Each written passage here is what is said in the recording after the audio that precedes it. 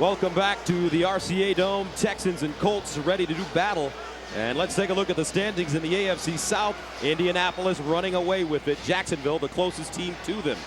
And Indy has won the toss. They will receive Dom Capers in his 4th season as the head coach in Houston. His team losing 21-14 last week. Tony Dungy on the other sideline, dismantling the New England Patriots in Foxborough 40-21 on Monday. So Chris Brown will send it away for the Texans, and back deep for Indianapolis, Dominic Rhodes. The Colts have defeated this Houston team 7 straight ball games. They're 7-0 and we're underway, and they're picking up at the 11-yard line. James Monroe, and Monroe returns it 22 yards, and here come the Colts on the offense with him. 1st down and 10 at the 34. Manning throwing on 1st down, sets up a screen to Edgerrin James, who slips at the 35, picks up 2, C.C. Brown. 2nd down and 7 at the 37. Play action. Manning steps up in the pocket, and Manning is sacked. Antoine Peak gets to him. Only the 6th sack of the season given up by this Indianapolis team. One of the things that's going to be very important today, Gus, and we mentioned it in the game points, the Texans can't let Peyton Manning know exactly what defense they're going to be in before the snap of the ball. They were very cognizant of not showing exactly what they were going to do until the ball was snapped. So he may catch him out of position early, but they're going to try and stem into the defense late after the ball is snapped. A loss of 4 on the play. Here's Manning. Good time underneath, finds Edgerrin James. The Texans defense keeps James in front of him.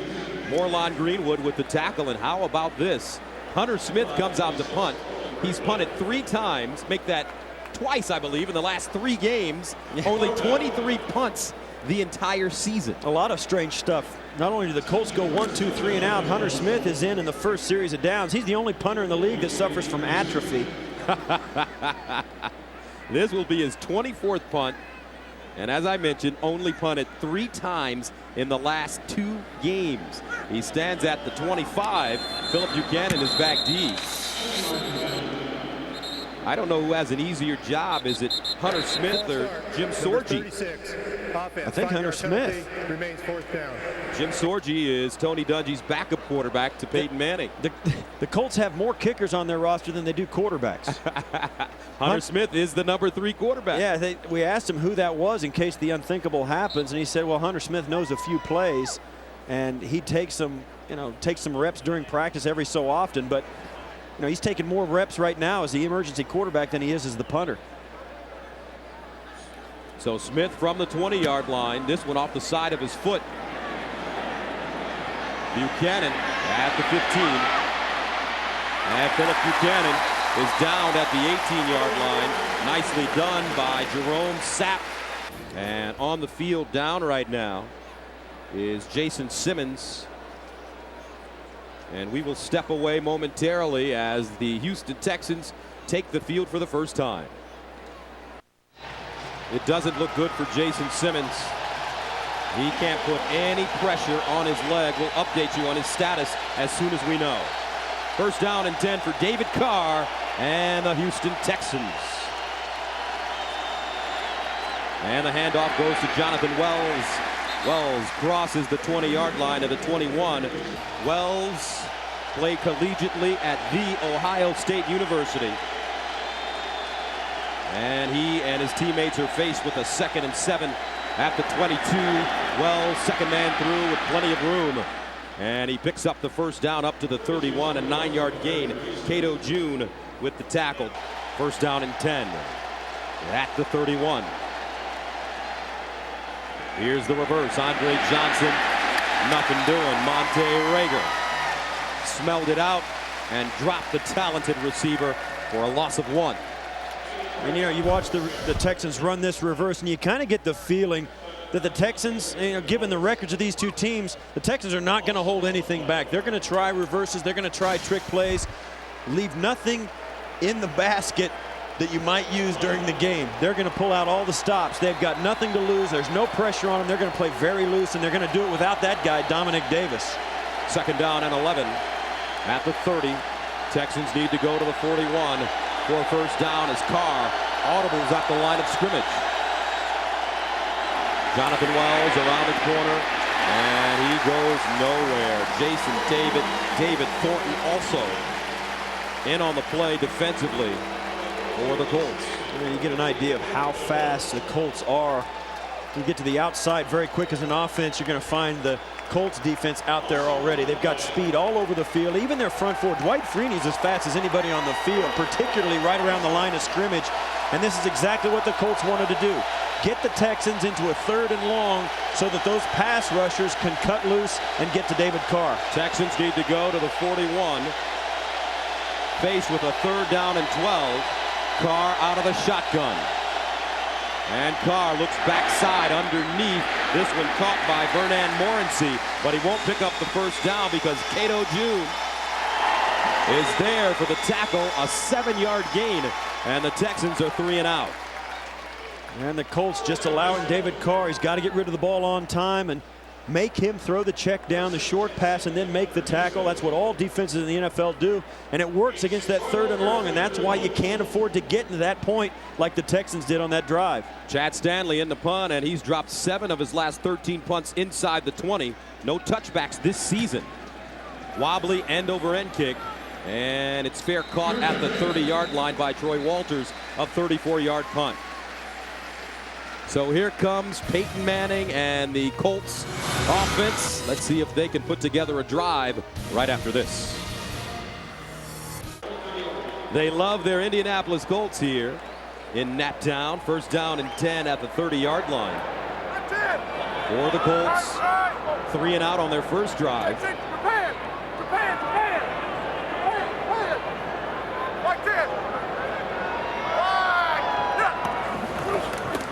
Edgerrin James, and he is tackled for a loss.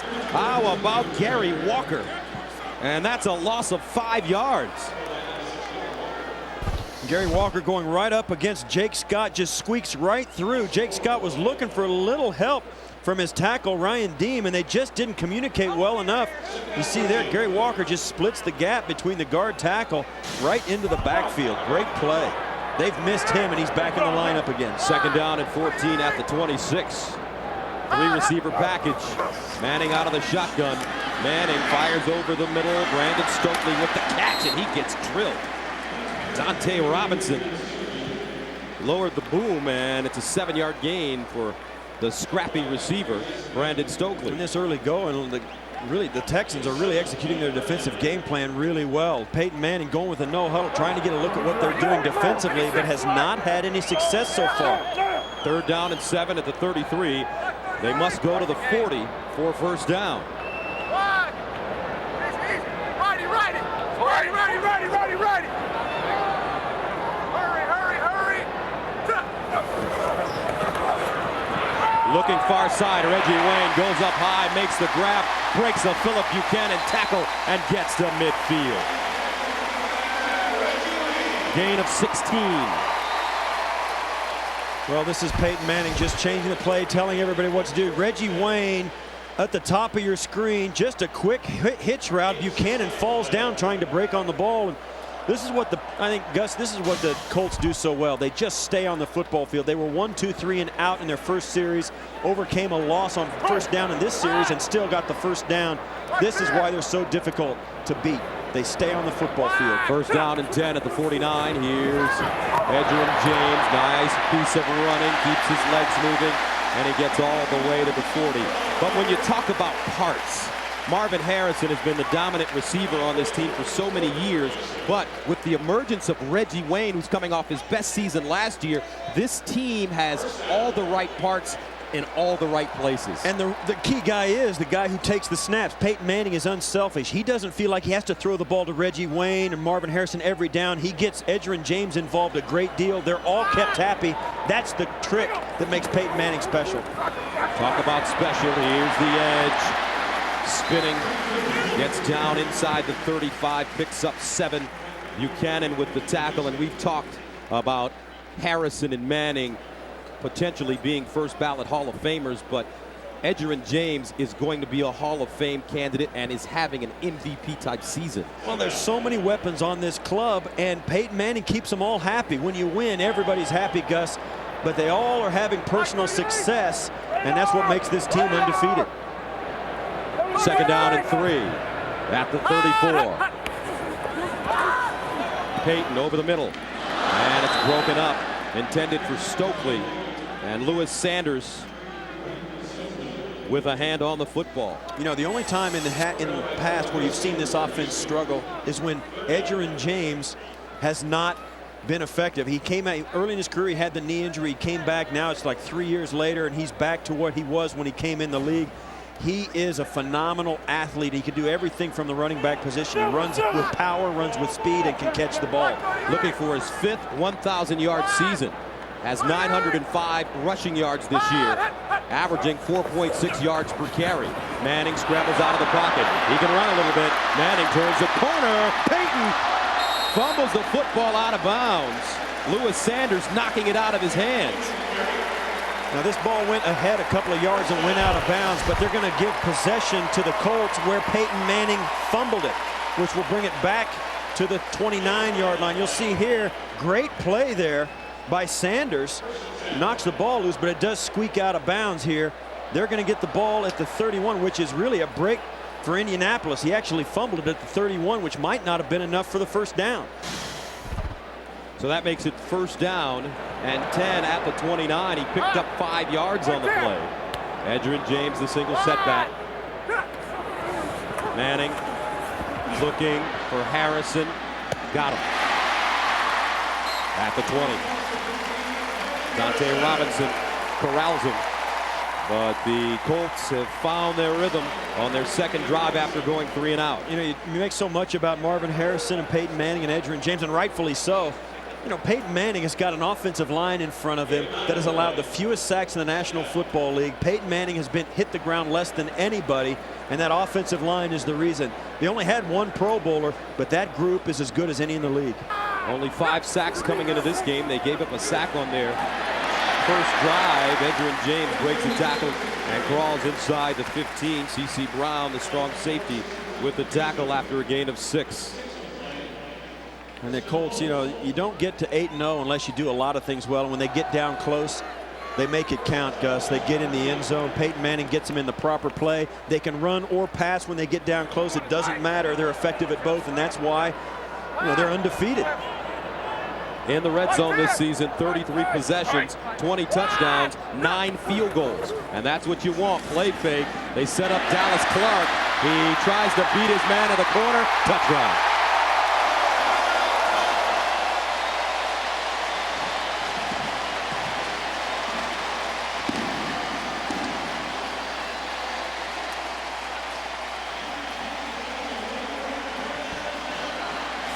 Yards scoring, receiving touchdown for Dallas Clark. Peyton Manning has now thrown his 231st career touchdown pass. He needs 2 more to pass Steve Young for 18th on the all-time list. Clark with his 2nd receiving touchdown of the season. And after going 3 and out, the Colts drive it right down the field. Manning to Clark. Indy leads it 7-0. For Indianapolis, they held it for close to 5 minutes. Dallas Clark with the 14-yard reception, his 2nd receiving touchdown of the year. So Indianapolis sends it away. Vernand Morency is back deep. He'll start at the 6. And get all the way up to the 26. Mike Doss with the tackle, a 20-yard return. Dallas Clark. Touchdown, Indy. Offensive line coach Howard Mudd having a conversation with his guys. They have been excellent this season. Texans take over at their own 26, first down. They fake the pitch, find Andre Johnson. Johnson beats his man to the corner and gets out of bounds at the 35. Bob Sanders makes the tackle, but Jason David couldn't come up with the play. A flag on the play after the 9-yard pickup. You know that Andre Johnson's going to be a big part of this offensive game plan, Gus. Number 21, defense, 15-yard penalty, automatic first down. Taunting. Bob Sanders. And they really like Bob's aggressiveness in Indianapolis. Tony Dungy thinks that he has the potential to be, only in his second year, a truly great player in this league. Well, he's exactly the kind of player that Tony Dungy says has made the difference in this defense. Bob Sanders, a second-year guy, a lot of second and third-year guys. Tony Dungy credits with the turnaround. They've started to play better. They understand the system better, playing more confidently, and the results have been obvious for this Colts defense. First down and 10 at the 49 now. Here's David Carr looking backside for Andre Johnson, just throws it in the air, and it's incomplete. Jason David running stride for stride with Johnson. Second down and 10.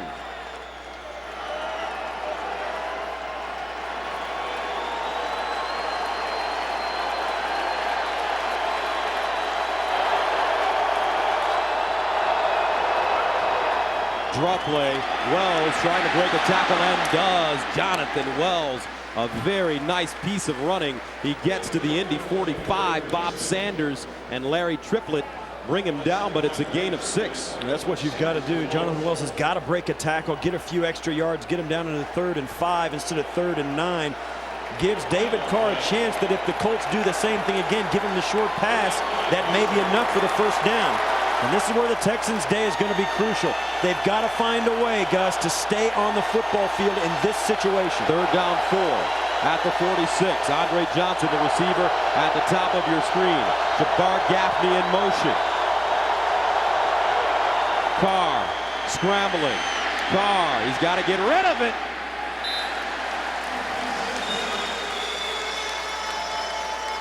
Gus, David Carr's got to find a way to find some yardage. If he's not going to be able to complete that pass, he's got to get back to the line of scrimmage, got to try and get the first down with his feet.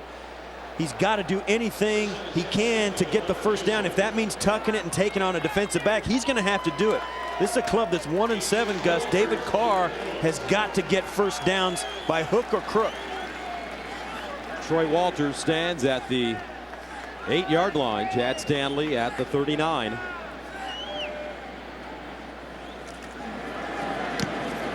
He pops this one in the air, and it should be down inside the 20. Walters with the fair catch at the 13, a 32-yard punt. 7-0 Indianapolis with the football.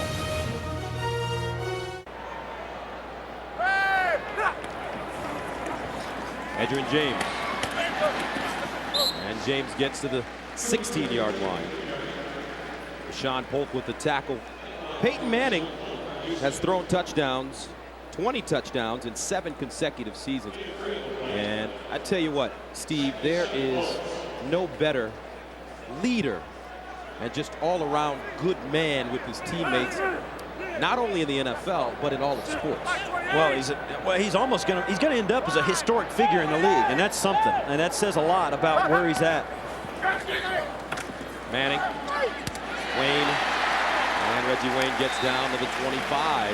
A gain of 9 yards on the play. I mean, you talk about Peyton Manning and where he's going to end up when it's all over. I mean, we've got Dan Marino who works with us. He's going to be in that league. He's going to be in the league with Joe Montana. He's already in the league with guys like Johnny Unitas. I mean, that's really the guy who reminds me of Peyton Manning. Peyton is a guy who prepares better than everybody else, and that's the way Johnny Unitas was. When you get into a 2-minute drill, he never makes a mistake, and your team is always in the right play. James. And James gets to the 26. I've had a chance to cover Peyton going back to his days at Tennessee. And as a college player, he was exactly the same guy that he is today. You get the feeling that whatever Peyton Manning chooses to do, once his career is over, he will accomplish it. I mean, this guy could run for president if he wanted to. Well, I'd vote for him. The thing that jumps out at you is his intelligence and his commitment. I mean, this is a guy who's one of the rare guys whose arm is actually better now that he's older than it was when he was younger because he wanted it to be. He worked at it. Manning underneath, and that one caught again by Reggie Wayne in front of Phillip Buchanan. A gain of 5. Archie Manning must be so proud of his sons, Peyton Manning and Eli, who's leading the New York Giants, and the Giants tops in the NFC East. Well, you talk about it. I mean, the stories are all lined up for the Colts this year. Could they come back from an 0-5 preseason? Well, that's been answered. Could their defense play well enough to help their offense? That's been answered. Could they beat New England? That's been answered. And there's others as well we'll get to. There's one big question. Can they get to the Super Bowl? Here's Manning. Scrambling. Reggie Wayne. Oh! He got knocked out! Oh, Dante Robinson delivered the wood, and somehow Wayne gets to his feet, but he's wobbly.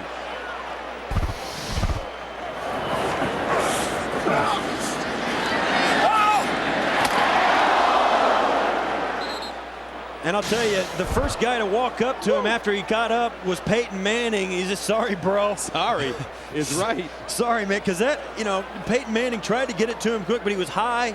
Just gave him enough time to get his head turned and tuck the ball away before he got rocked by Robinson. Didn't look like they had enough for the first down, and they don't. And Peyton is standing there right beside the chain saying, we're going to go for it. And that's something that not every team can do. This is going to take us to the end of the first quarter, except the clock has stopped. They may get the clock may start. They're going to punt this ball away. But Peyton Manning wanted to go for this. And Tom Moore and Tony Dungy said, no, we'll be patient and wait our turn. Peyton Manning's going to have to take Reggie Wayne out to lunch or dinner after that one. Take another look. He got jacked up there. And that ball might not have been a reception. If Dom Capers wants to challenge that, he probably could, and it would probably still be an incomplete pass. End of the first quarter with the score: Indianapolis 7, Houston nothing. Colts thought about punting. Now they get the offense back on the field. Some old-fashioned and trickery right now, being I'm telling you right now, by Peyton Manning. Dom Capers should throw the red flag and challenge the catch that was made by Reggie Wayne, but the Colts are going to go for it. I think it's the right call, and why not?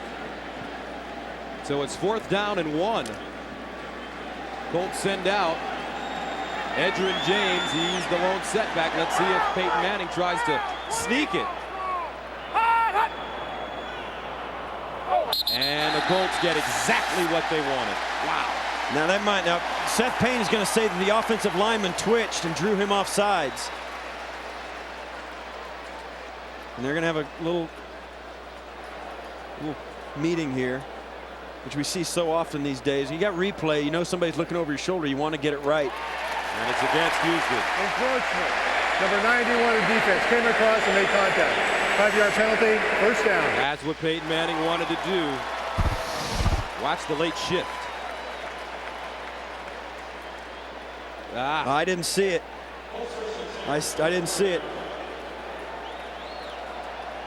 Confused Seth Payne. There it is right there. Seth Payne. He thought the offensive line shifted and the tight end moved back out of his stance. But you can do that and it costs a first down.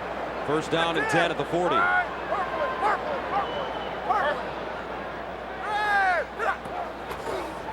Edgerrin James. And the edge gets to the 45. Robert Smith with the tackle, a gain of 6. Edgerrin James, soft-spoken young man out of the University of Miami, but has put up big numbers his entire career, having one of his best seasons. Yeah, he's been, through his career, he has been as good as any back has ever been. Consistent, powerful, explosive. I mean, and he's carried the load at times for this club.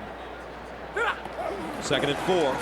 Quick strike, Stokely in the flats, and he gets inside Houston territory. Talking about Edgerrin James, he's put up comparable numbers to some of the great backs in this league.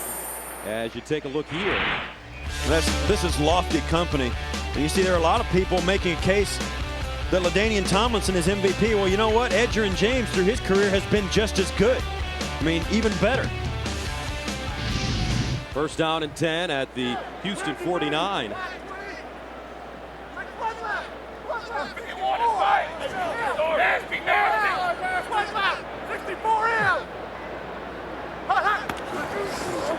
Manning to the sideline, Marvin Harrison. And Marvin Harrison is tackled at the 37 by Dante Robinson, but it's a gain of 13 for the great Marvin Harrison. Here before the snap, we let you listen to what the way they communicate on the football field. You hear Peyton Manning screaming, you hear the defense screaming audibles, and you also hear the offensive line screaming. I mean, it's so interesting to listen to how these guys communicate and watch this Colt offense and listen to it before the snap. 2 catches for 22 yards for Marvin Harrison. First down and 10.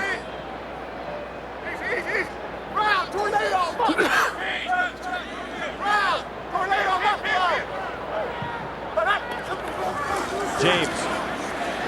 Edgerrin James bounces it outside, cuts it back inside, lowers his shoulder, and gets to the 25.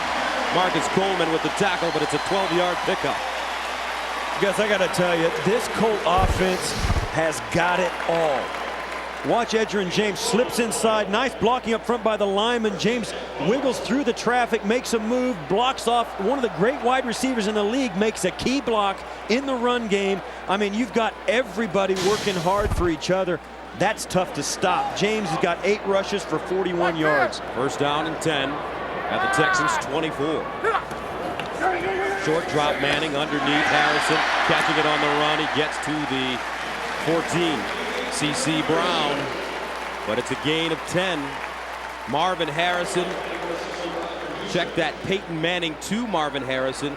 How many times have you heard that combination hook up? More than anybody else in the history of the league.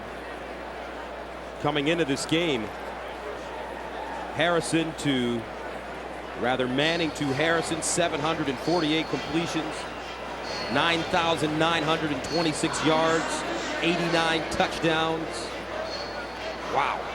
And this is a countdown as they close in on 10,000 yards between the two of them. That's not overall, that's just the two of them together. That's amazing, these two guys. And you see it, they come out hours before kickoff, throw the football around, run routes they're going to run in the game, prepare, continue to prepare. And you saw as Marvin Harrison got up after catching that ball and getting tackled, walk back towards Peyton Manning, and they had a conversation about what they saw, what Marvin Harrison saw in the coverage, and what he was capable of doing. I mean, it's the communication and the knowledge and the level of familiarity they have with each other that is one of the reasons they're so tough. First down at the 14. Edgerrin James again. Edgerrin James high stepping, and he gets to the 5. Coleman stops him, but it's a gain of 9. And Edgerrin James is really eating up this Houston team. 9 carries, 50 yards. Now, we spoke to a number of Texans yesterday as they got in town here in Indianapolis, and to a man they all said they did not blame Dom Capers for the way the season has gone. They blame themselves. They feel like they just haven't gotten it done for Dom Capers. They had a change in offensive coordinators. They've continued to battle on. They've improved in the last 4 games, but they have got to play better than this to expect to win any games. Jason Babin down. 11:26 to go. Back after this. Big penalty by Seth Payne on 4th down and 1 has kept this drive alive for the Colts. Now they're knocking on the door. 2nd down and 1 at the 5-yard line. This is the 12th play of the drive that started at the Indianapolis 14. Edgerrin James, single setback. Here's the edge, touchdown.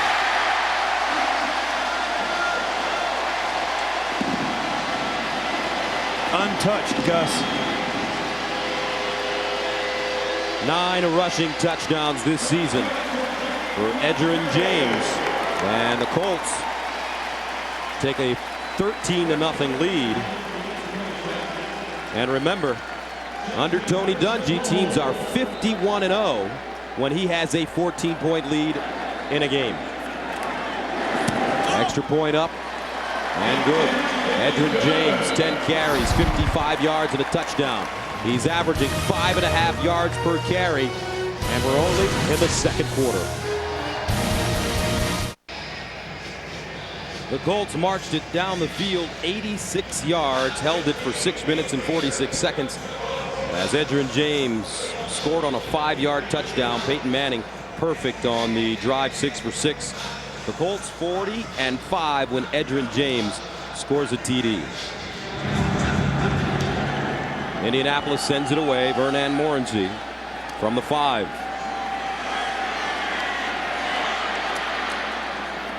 Morency gets all the way up to the 34, a 28-yard return. You can take a look at the total yards, 157 already for Indianapolis. First down and 10 for David Carr and the Texans at their own 32.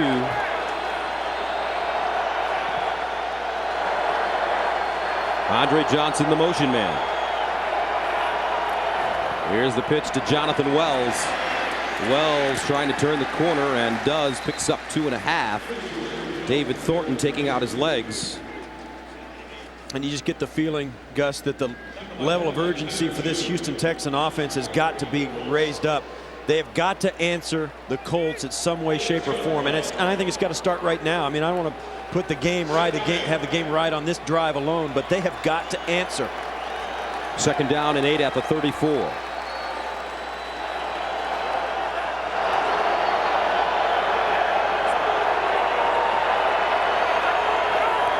Here's Carr rolling out of the pocket.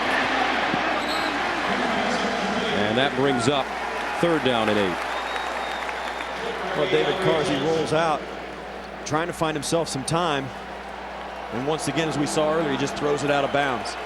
Dom Capers, a good man, a proud man. But it's just not been his season. He fired his offensive coordinator, Chris Palmer.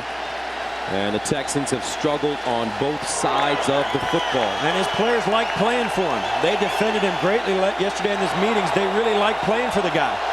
But they've got to show it on the field. They can't just say it. Third and 8 at the 34. They need to go to the 42 for a first down. Carr to the sideline.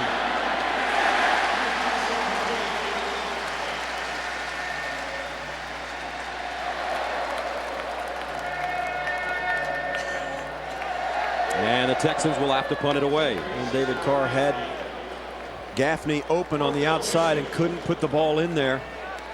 The 1, 2, 3 and out. You see Dom Capers. I mean, this is a guy that's tried everything. I mean, he switched offensive coordinators. He's a defensive coordinator, the architect of some very good defenses over the course of the years around the National Football League.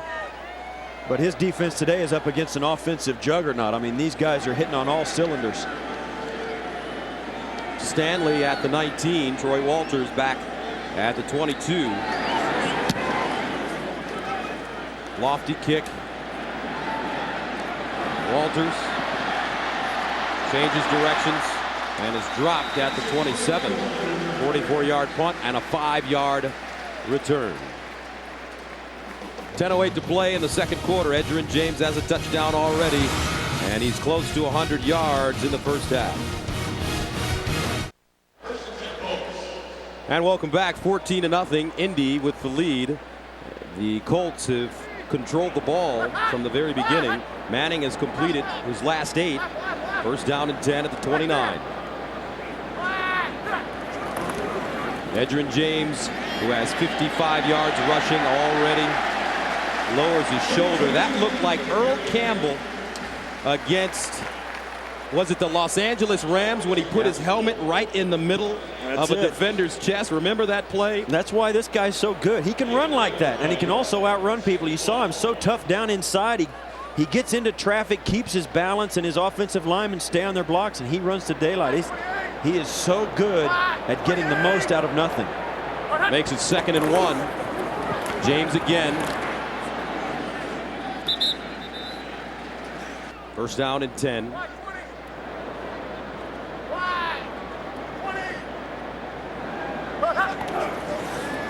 Manning, the slant, Harrison. First down. Gain of 13. Marvin Harrison, such an understated superstar. You see there, Manning fits it in. He reaches up, plucks it out of the air. Gus, right now the Colts offense is looking like it's Wednesday and it's practice. And they've seen all this defense before. There you go. They're 31 yards away from 10,000. They already have the NFL record. First down. Edgerrin James. And James stood up. Marvin Harrison, as I mentioned, such an understated superstar, is from the great city of Philadelphia, where he played at Roman Catholic High School, basketball and football. Then he went on to Syracuse and became an All-America there. And he's only 6 feet, Steve, and 175 pounds. What makes this man so good? Well, he's the only 10-year veteran on the team, and he's exactly like the guy who throws him the football. He is dedicated and he's smart. 2nd and 8. Manning over the middle, and that's Stokely with the catch. You talk about Marvin Harrison and what separates guys. I mean, there's a lot of guys with a lot of ability. I mean, you said it. He's 6 foot, 175. You stand next to him, and there's not much to him. I mean, he's a wisp of a guy, but he's always in the right spot. His technique is flawless, and his feet are as quick and nimble as they can be. I mean, the guy knows where he's supposed to be, and when you throw him the ball, he always catches it. 3rd and 3 at the 40.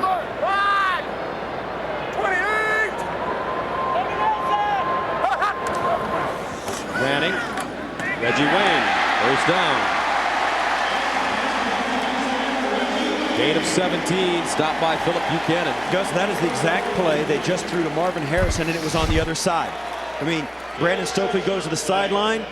Wayne breaks in behind him, and they can, right now, Peyton Manning in this offense is just picking whatever they want to do. You get the feeling they are absolutely just relaxed, calling whatever play they want to play, knowing it's going to work. First down at the 23. Purple, Blue the Raiders. Purple, Blue the Raiders. James. Peyton Manning gets a lot of credit. Marvin Harrison gets a lot of credit. Edgerrin James gets a lot of credit. And the old veteran, silver-haired, bespeckled architect of this Indianapolis offense is Mr. Tom Moore. I love old football coaches. They have seen it all. Tom Moore has been in the National Football League for a long time, and he's smart enough to know how good he's got it right now, and he turns his guys loose.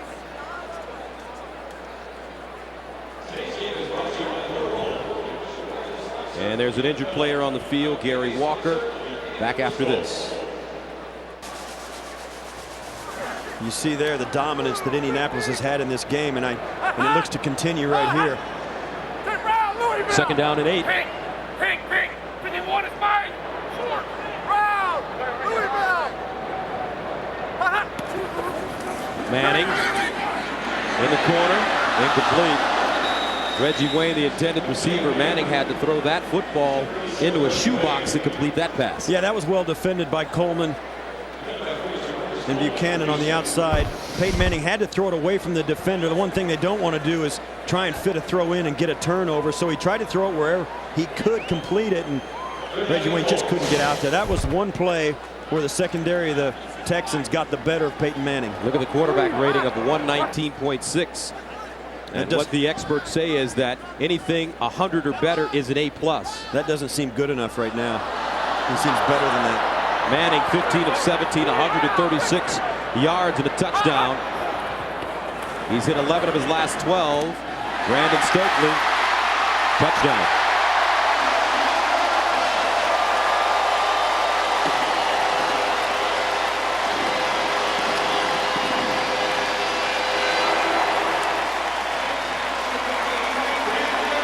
.21-yard touchdown for Brandon Stokely. It looks like, Gus, right now the Colts are going to score as many points in this game as they want. And that's only the first receiving touchdown of the year for Brandon Stokely. He caught 10 touchdowns last year. As a matter of fact, the trio of Reggie Wayne, Brandon Stokely, and Marvin Harrison were the first receiving trio with 10 touchdowns each. Peyton Manning has everything clicking the right way for Indianapolis. leading 21-0.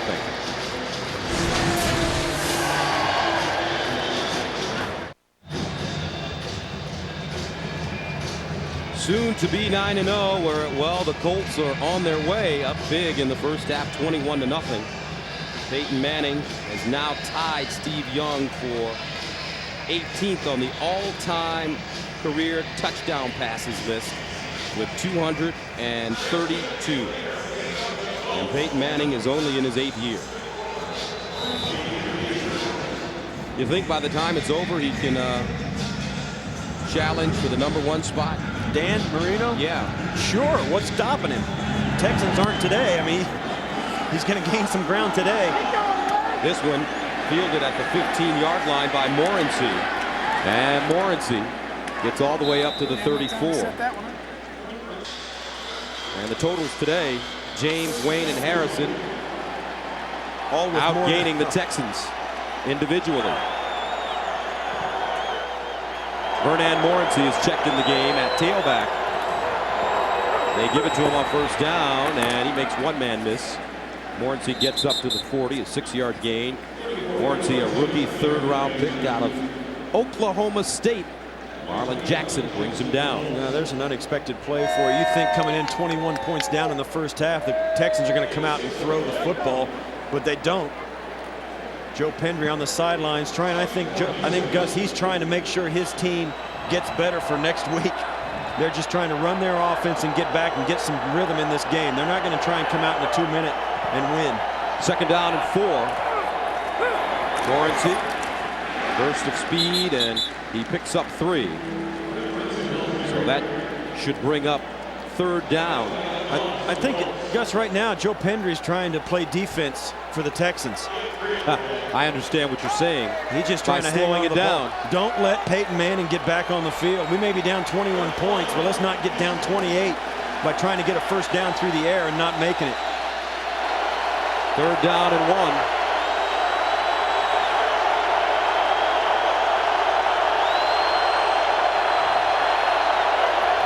Morency, and he won't get it. He will not get it. Running over that left side. The Colts defense. Here it comes. I mean, if they don't go for it now, if they punt this away, I think that's akin to throwing in the towel.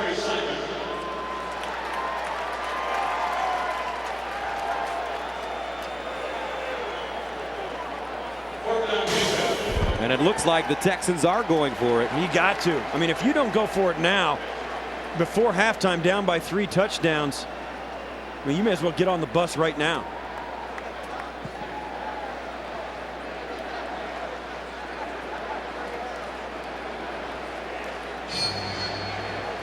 It did not look like he got it on live action. We'll see where they spot it. He didn't.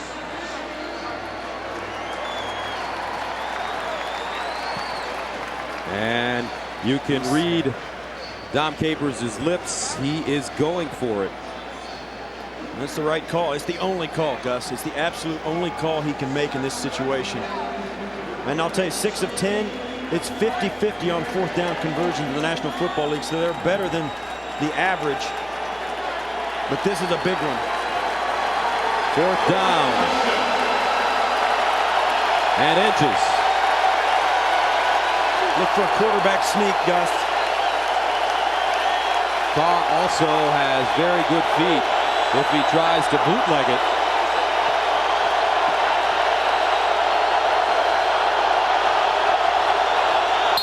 Oh my gosh.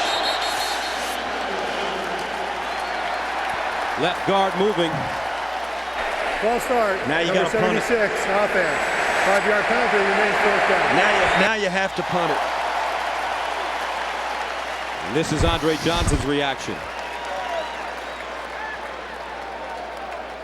That's the frustration of a players just back into the lineup, and that's the story of the season for these players. One thing right after another. Steve McKinney called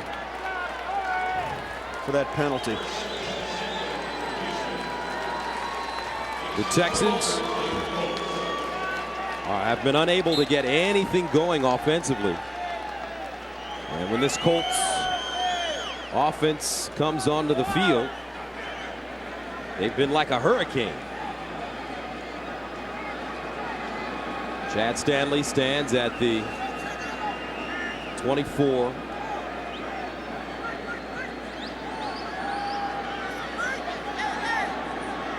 And a timeout called by Houston. 3:08 to play in the second quarter. 21-0 Indianapolis.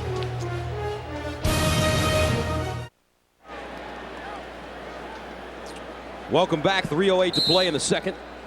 Colts have been perfect. 21-0, pitching a shutout against Houston. Chad Stanley will punt it away on 4th down and 6. He stands at his own 24. And Troy Walters is back deep.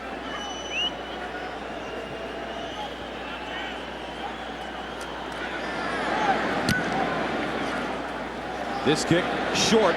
Walters is interfered with. That ball is live. That's a live football.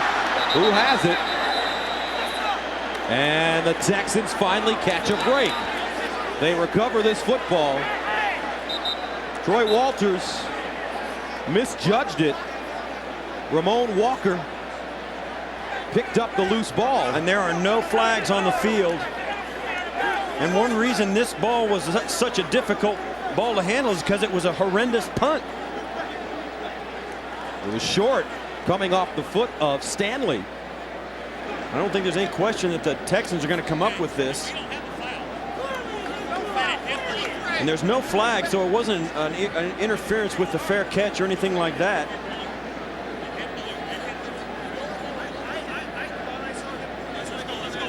And once again, they're trying to get the call right, are the officials. Ruling on the field. The punt hit a member of the receiving team. Recovered by Houston. First down, Houston. So the Texans will get it inside Colt territory. Take a look there. And that's always a problem for a team that's trying to protect.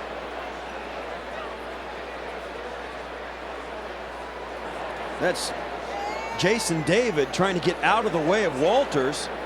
But it was actually, I believe, Dexter Reed who the ball hit. As Marlon Jackson tries to get the football, can't do it. And the Texans grab it and slide out of bounds with it. And Tony Dungy is going to challenge this play. He throws the red flag onto the field.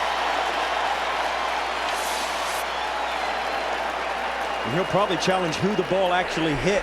Indianapolis is challenging the ruling on the field. The ball was not touched. Well, you know what? I don't know, Gus, because there's no question that even if it wasn't touched, Marlon Jackson came over and tried to recover it after the ball was bouncing around. So even if it first touched one of the Texans and bounced sideways, Marlon Jackson tried to recover it. You'll see here, his contention is it hit a Texan right in that group there. But you'll watch Marlon Jackson, see, he hits the ball anyway. So now it becomes a live ball if it wasn't already. And of course, the Texans recover easily.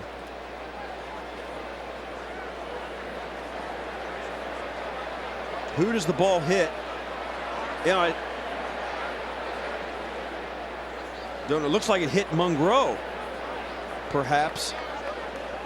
But all this, I think this point is moot, because you'll see later that Marlon Jackson, number 28 for the Colts, tried to recover it, thinking the same thing the officials did, that it hit one of his own players, and it's a live ball. Yeah, it hit James Monroe, 23. Marlon Jackson tries to recover. And in that situation, Gus, the best thing Marlon Jackson could have done was just bat the thing out of bounds.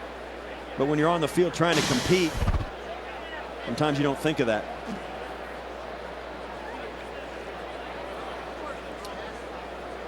And the officials still have a pretty good hitting percentage.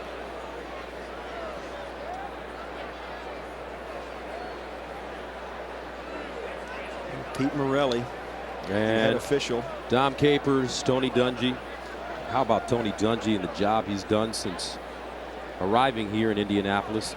Tony Dungy, one of 5 African-American head coaches in the NFL. Lovie Smith with Chicago. Herman Edwards with the Jets. Dennis Green in Arizona. Romeo Crennel and Romeo Crennel in Cleveland. Marvin Lewis as well in Cincinnati. Is that 5 or 6? Oh, was I supposed to be counting with you? I'm sorry, I didn't count those. Tony Dungy by far sitting in the best position of any of those guys right now. After reviewing the play, a member of the receiving team did touch the ball. Ruling on the field stands. Houston's ball, first down. Indianapolis will be charged a timeout. So the Colts will lose a timeout. You see, Tony Dungy thinks it hit one of the Texans players before it hit one of the Colts players, and that does change everything. We'll take another look at it. No, I don't think so. Oh, wait a minute. The reaction of the player made it seem like it did touch the Texan player, but I don't think they're going to get that call. Charlie Anderson, number 50, it seemed to hit his heel perhaps. That's what Tony Dungy thought. Not going to get the call, though. First down and 10. Texans must capitalize here with 2:55 to go. Carr, Andre Johnson breaks the tackle and slides down at the Colt 20-yard line. Gary Brackett makes the tackle. It's a 14-yard pickup. And yes, I'll tell you, you look around the National Football League, there is one thing that gives teams the ability to hang in a tough game, and that's turnovers. And you can count that muffed punt as a turnover for the Texans, and it keeps them right in the football game. It can make bad teams good, and it can make great teams bad. Texans in the red zone this year, 12 possessions, 7 touchdowns, 5 field goals. David Carr looks Jonathan Wells out of the backfield, somehow holds on and gets inside the 15. And this will take us to the 2-minute warning, and obviously because of that big play, this is as good as the Houston offense has looked all game, and it's always a big boost when you get an unexpected possession. 2-minute warning, 21-0 Colts, but the Texans are trying to get something going. As Tony Dungy watches, Houston has to come up with 7 points right here to stay in this game. It would be a tremendous confidence builder. 2nd and 4. Wells gonna get to the corner. Yes, yes. It's touchdown. Jonathan Wells scores one from 14 yards out, and the Texans are finally on the board. You see here, Wells just gets this. You see right when he does this right here, he's got a chance, and he stays in bounds, reaches for the pylon, and all he has to do is get past that pylon without touching out of bounds, and he does it. The officials were all over it. It's a touchdown, and finally the Texans have something positive after the punt inadvertently hit James Monroe, giving him the chance deep in Indianapolis territory. And that is the 2nd rushing touchdown of the season for Jonathan Wells. And it looks as though the review booth upstairs is going to want to take a look at whether Wells got in and did not step out of bounds. I agree it was close, but I know the officials were all over it, so we'll take a look.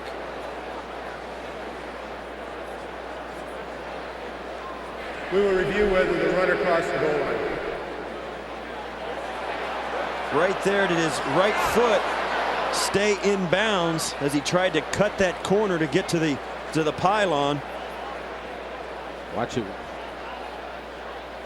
His foot, as he plants his right foot, the inside foot, does it slide out of bounds? It may well have, but then you have to think, even if it was out of bounds, was the ball already in the end zone? And remember, you have to have irrefutable evidence to overturn it. This should be a good indication right here. Still can't see it. Can't see it. See, the ball's in. The ruling on the field is a touchdown. Yeah, and that's the crucial point. And if they don't see anything to overturn it, well, the ball's in, and there's the spot right there. Is his foot inbounds or out of bounds? To me, I don't know. You can't tell, because in the artificial surface, the chalk doesn't fly. So it wasn't like a foul ball where you kick chalk up and you can see. That might have helped. Maybe we should offer that to the competition committee. There you go. Sprinkle chalk on those stripes so if they do step out of bounds, it kicks it up so you can see. In the old days. Back in the old days, Maybe. that was a no-brainer. You could call that easy.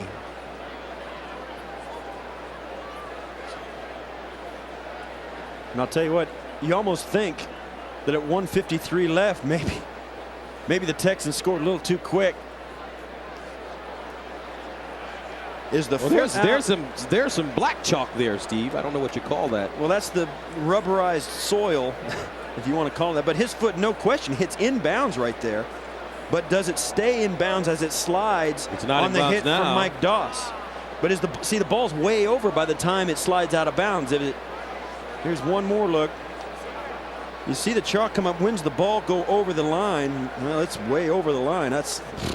After reviewing the play, the ruling on the field stands a run across the goal line. It is a touchdown. Yeah, well, you can't overturn it from the things that we saw there, and we had some pretty good angles of it. And of course, that's not going to cost Indianapolis a timeout or anything like that. It's inside the 2 minutes. That came from upstairs in the replay booth, and they wanted to make sure, and I think rightfully so, on scoring plays, you got to get it right. Chris Brown comes in to attempt the extra point. And it's up and good. 1:53 remaining in the second quarter. Texans finally get on the board, 21-7. Type season. Yeah, that guy. And you said that Edgerrin James was the MVP. I know, and he may be, but they may cancel each other out. Yeah, you just lost all credibility. Come there. on, You're flimsy. Peyton Manning is the best. Get out of player. here. You have just lost all credibility. You're too hard on me, man. I Come am. on. Cut me some slack. I'll cut you a little slack next week. It's been a long first half. That's it. Chris Brown sends it away. Dominic Rose from his own goal line. And Rose goes out of bounds at the 18. So Peyton Manning back on the field today, 16 of 18. 157 yards, 2 touchdowns, no picks, sacked 1 time. And he has plenty of time to march this team down the field. First down, Edgerrin James. And Edgerrin James gets to the 24. Could you imagine the Colts with home field advantage throughout the playoffs, Steve? So they're going to play here on turf with a chance to go to the Ford Field in Detroit to play in the Super Bowl on turf in a dome. Stokely incomplete. You're right, and that's what they're shooting for. They know, I mean, this is the team that has lost outdoors in the cold and the snow to the Patriots for the past 2 years. And now they're going to have a chance, and that's what they focus on. You focus on getting the game at your place because you know how important it is, particularly at that time of year when the season's over and the snow's flying. This team will be really tough to beat in Indianapolis. 3rd down and 7. Manning in trouble, and it's incomplete. So the Houston defense comes up strong, and they will force this Colts team to punt it away with 1:18 to go. I think right there, I think Peyton Manning tried to get a little too much after the first down run to Edgerrin James. He kind of tried to throw it. Houston still has 2 timeouts left. Yeah, I think that Peyton Manning wishes he had that 2-minute drill back. Hunter Smith will punt for the 2nd time. His first one 50 yards. Philip Buchanan looking for a good return here as he stands at the 42. And he gets all of this one. Hunter Smith sends Buchanan all the way back to the 25. Buchanan bottled up, changes directions, and goes down at the 30. A 51-yard punt, a 5-yard return. Gilbert Gardner with the tackle on special teams.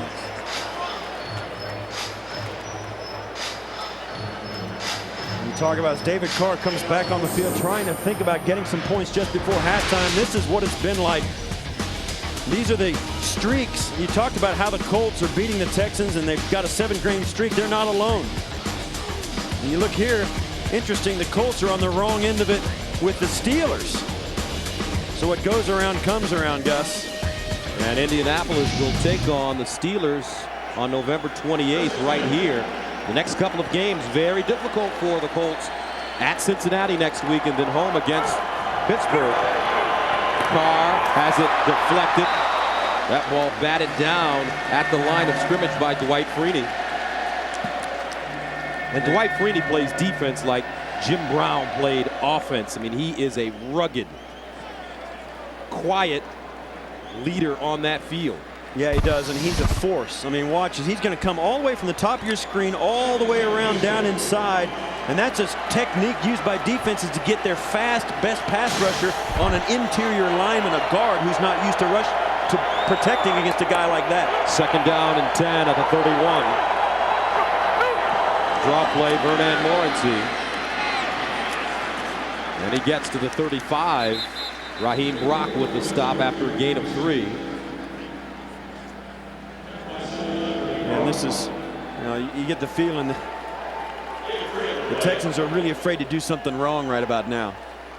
Instead of thinking about making something happen, doing something special, they're just trying to make sure they don't make a huge mistake, handing the ball off, very short passes, nothing down the field, and the clock's still ticking. Carr out of the shotgun. That one thrown over the head of Jabbar Gaffney. Flag on the play. This is going to be a late flag, probably illegal contact perhaps down the field. Came way back from the middle of the secondary.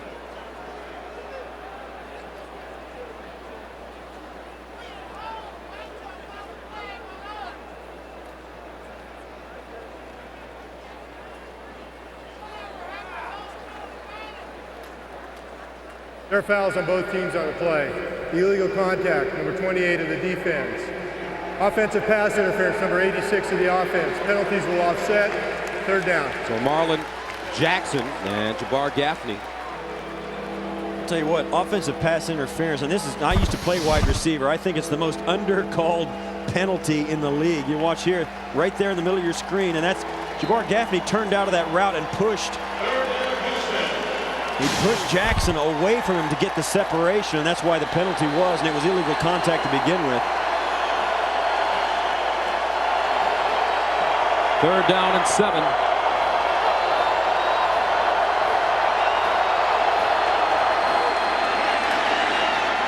Morency can't get out of bounds, and he gets to the 40. Cato June with the tackle.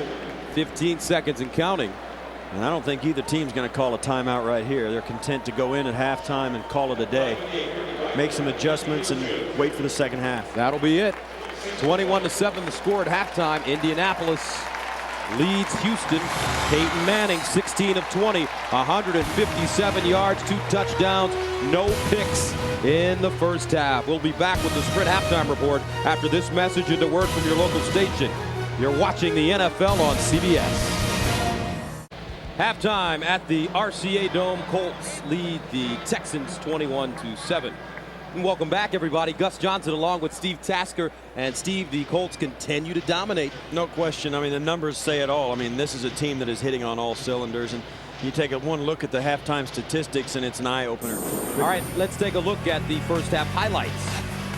As you look, this is the guy that everybody forgets about, Dallas Clark, the tight end. In for the first touchdown of the game. Edgerrin James, a guy everybody expects to get the football and does. And then Brandon Stokely, the 3rd wide receiver, turning it up, breaking a tackle and getting into the end zone. And really, finally, one good break for the Houston Texans. The muff punt here. After a bobbling it around, the Texans come up with it. And to their credit, they capitalize on it. Jonathan Wells goes to the corner of the end zone, gets in, and it gives him the first touchdown and only touchdown of the first half. And that brings us to our halftime stats. Total domination by the Indianapolis Colts. The 1 turnover is the difference, and it led to the Texans' points. But you get the feeling that the Indianapolis Colt offense is going to do anything they want in this second half, and it's going to be up to the Texans to keep the ball out of Peyton Manning's hands. What do you think this Texans team has to do to get back in this football game? Well, we said it even earlier, and it's Dom Capers and his offense has just got to find a way to make first downs. David Carr cannot have any 1, 2, 3 and out series. They got to make first downs. They got to make sure if they do give the ball back to the Colts that it's way down deep in the Colts end of the field, and at least make them go the long way to score again. So not only did the Texans score to end the first half. Now they will get the football back to start the third quarter. You see Dom Capers trying to motivate his team as they hit the field for quarter number 3.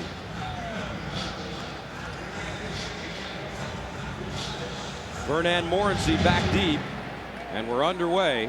Third quarter action here in Indy. Morency inside his own 5 with a lane, and Morency all the way up to the 35, a 32-yard return. So David Carr and the Texans offense will have solid field position as they start the second half. And let's take a look at the fantasy notebook for all you fantasy league football players out there. Peyton Manning, if you have Peyton, 16-20, $157, 2 touchdowns. And the rushing, Edgerrin James, I had him last year, didn't get him this year. 15 carries, 73 yards and a touchdown. And the receiving, 50 yards for Reggie Wayne, 45 yards for Marvin Harrison. Andre Johnson, 2 catches for 22 yards. Yeah, you got to pick pretty high in your fantasy draft to get Edgerrin James. Yeah, you do. I ended up getting Tiki Barber. Not bad. Not that big, right? Ah, sneaky fast you are. First down and 10 at the 40.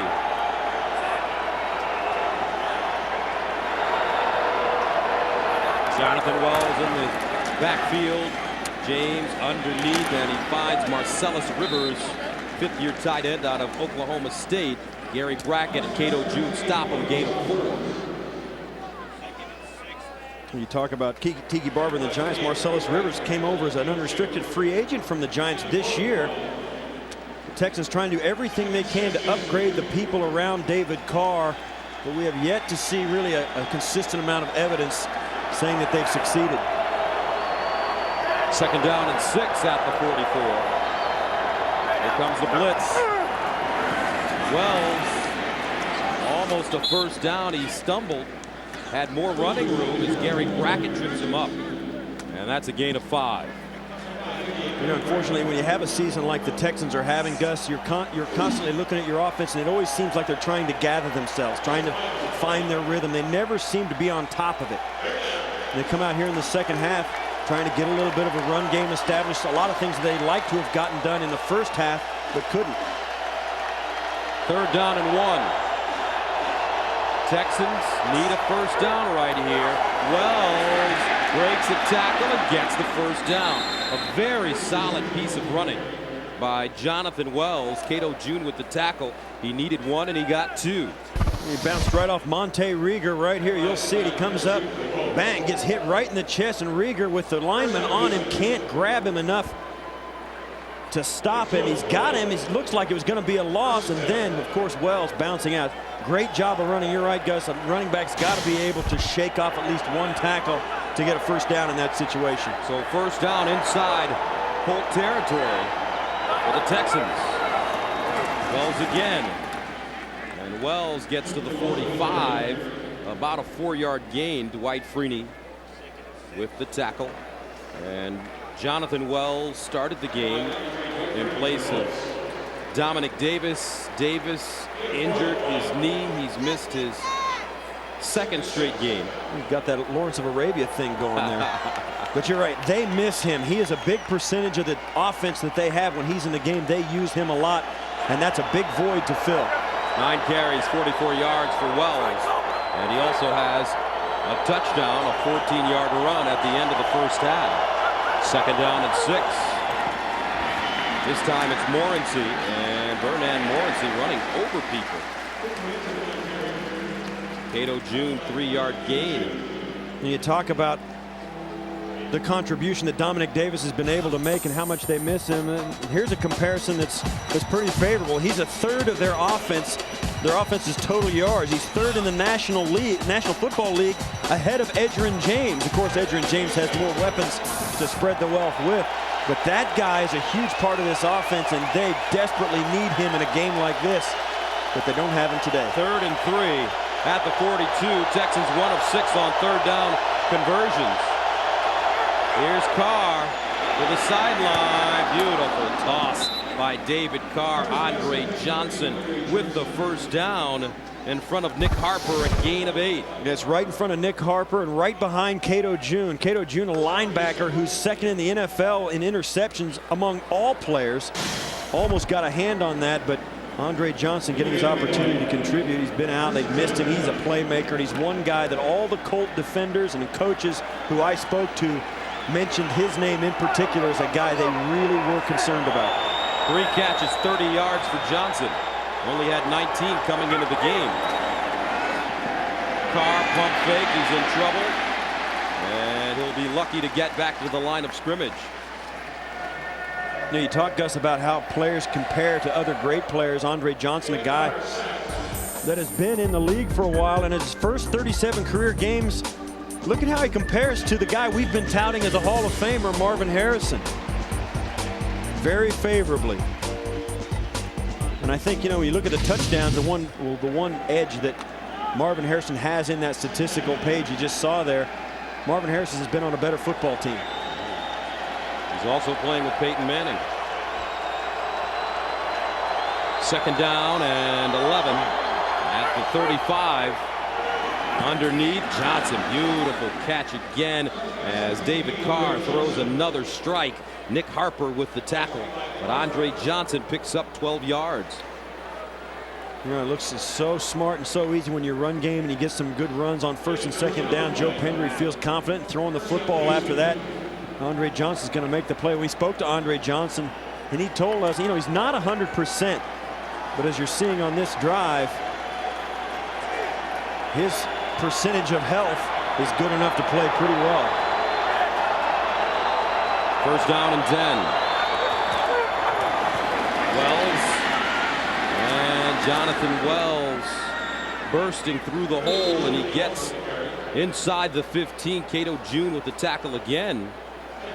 An 8-yard pickup and a touchdown here by the Texans, and all of a sudden we have a ball game. Well, less than a month ago these teams played, and Indianapolis jumped out to a 14-point lead, then fumbled a ball away that Houston capitalized with a touchdown.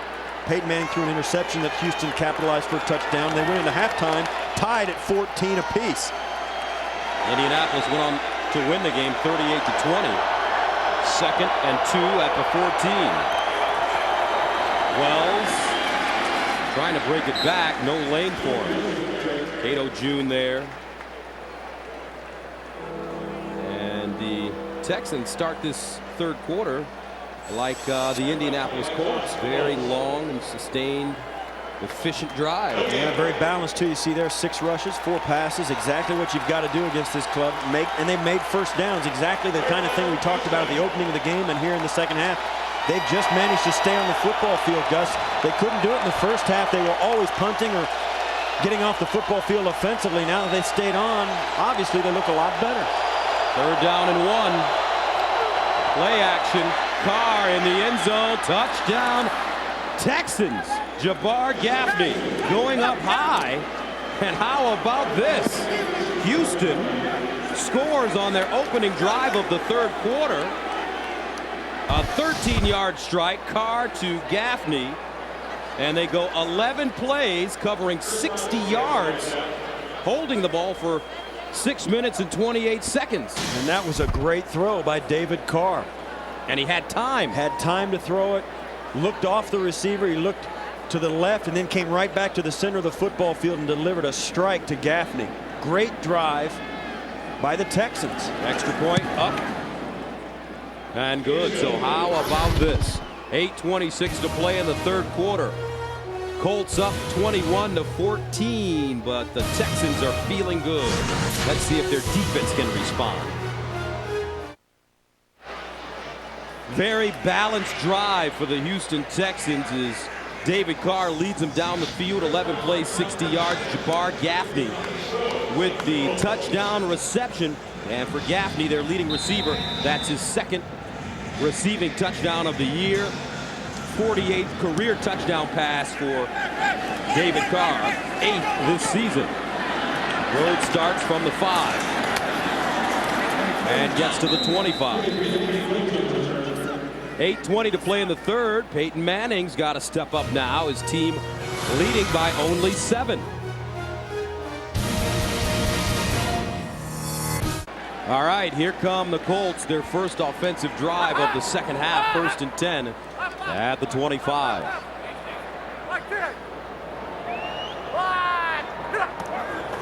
Manning, pump fake, looks backside. He's got Stokely. Brilliant. Brilliant play by Peyton Manning and the Colts offense to get Brandon Stokely down the seam for 23. Peyton Manning pumps fakes to the left, and that gives Brandon Stokely just enough room to catch this ball in front of the safety. Keeps Dante Robinson to the outside. Great execution by the pump fake by Manning, and great catch by Stokely. Stokely, 5 catches, 61 yards, and a touchdown today. Adrian James, stop and start, skip, and dips down at the 44, 8-yard pickup. So the Bills trailing as Marvin Harrison catches one inside the 35. Your Bills are still in this thing in the in the AFC East. Well, the AFC East, I think everybody, you're still in it in the AFC East. That is the worst division in football, but you're right. There you see the standings. New England taking it on the chin from these same Indianapolis Colts. That was the game of the year thus far, I think, in the league. The one everybody wanted to see, and the Colts came through. And New England losing right now to Miami at Miami. 1st and 10 at the 34. Manning, Reggie Wayne goes up high, comes down with it at the 30. Lewis Sanders with the tackle, a gain of 4. So the Colts march it right back down the field with 6:30 to play in the third. And you think about this Colt offense and where they're headed this season. This is a great time of year, right in the heart of the whole season. Everybody's still kind of got a shot at it. You can get an idea of which teams are going to be better than they were a year ago or worse than they were a year ago. It's a real great time to watch the NFL. 2nd down and 6.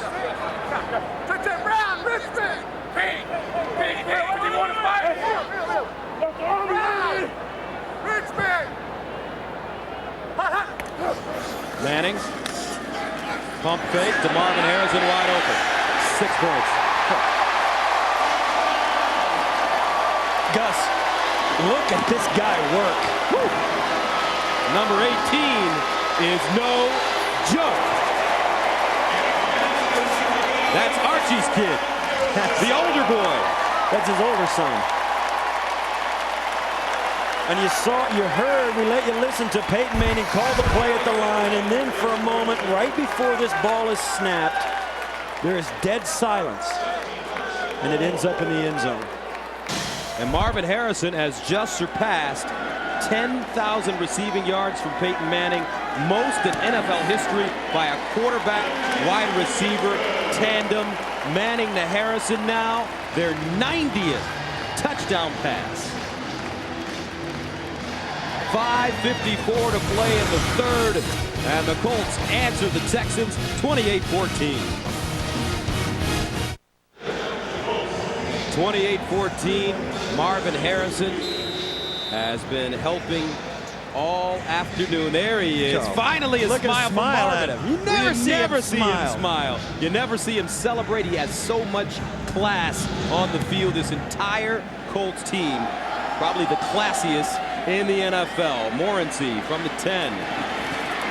Fumbles the ball. And the Texans have it. Marvin Harrison. Hey, Mom. Big old smile on his face. 28-14. Colts with the lead. The Texans 28-14. Indianapolis scores in 5 plays after the Houston touchdown. Let's see if the Texans can answer. Wells tripped up and taken down. Good defense by Brackett. No gain on the play. You're right, Gus. It's just so disheartening for the Houston Texans to come out, put a nice drive together, go down the field, and then have the Colts come right back and just go 5 plays. And you can't really be upset with the Texans. Here's a team, Indianapolis, that hung 40 points on the defending Super Bowl champions on Monday at their place. On the road. 2nd and 10. Carr. And it's caught by Rivers, who's pushed back by Cato June. I'll tell you guys, so many times you see a team where the defense is the tone setter. The defense comes out and makes a statement. You know what? This team is all about offense. This defense came out and was lackluster after halftime for the Colts, and now their offense comes up and goes bing, bing, bing down the field, scores a touchdown, and now the defense with Cato June has turned it back on. And Cato June has turned into one of the big leaders on this Indianapolis defense. The offense has never been a question when the playoffs come around. It's always been the defense, and this year, Tony Dungy has these guys ready. Great leadership, Freeney and June. Carr looking backside for Johnson. Almost made the catch. And the Texans will have to punt it away. Joseph Jefferson and Jason David defensively. Completely different emotional mindset for the defense of the Colts in this second series of the second half. They came out fired up. They were flat coming out after halftime, but they've got it back together and forced the punt. Walters back deep. 5th punt of the game now for Stanley. Waiting for Derek Armstrong to get on the field. He forgot he was on the punt team.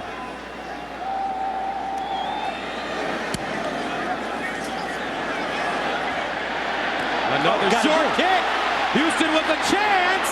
They got it. Morency. Now they can't advance. They can't advance it, but it's picked up again. That's back-to-back short kicks by Stanley. And Walters has had a problem adjusting to the football. Troy Walters, it's such a bad punt. He can't get there, and you'll see and hear him yell and scream to tell his guys to get away. The Colts players try to, and he runs right under it and hits him on the top of the head. Watch this. This is exactly how it happened in the first half. Right there, bang.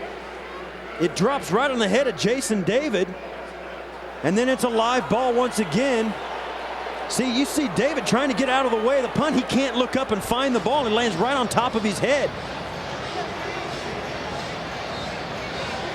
And since it was a muffed fumble, that's why the Texans can't advance it. If it would have been a fumble, they could do that. But there you see the punter. Stanley, his best 2 kicks of the season. And they've been bad ones. Texans will take it. 1st and 10 at the 30.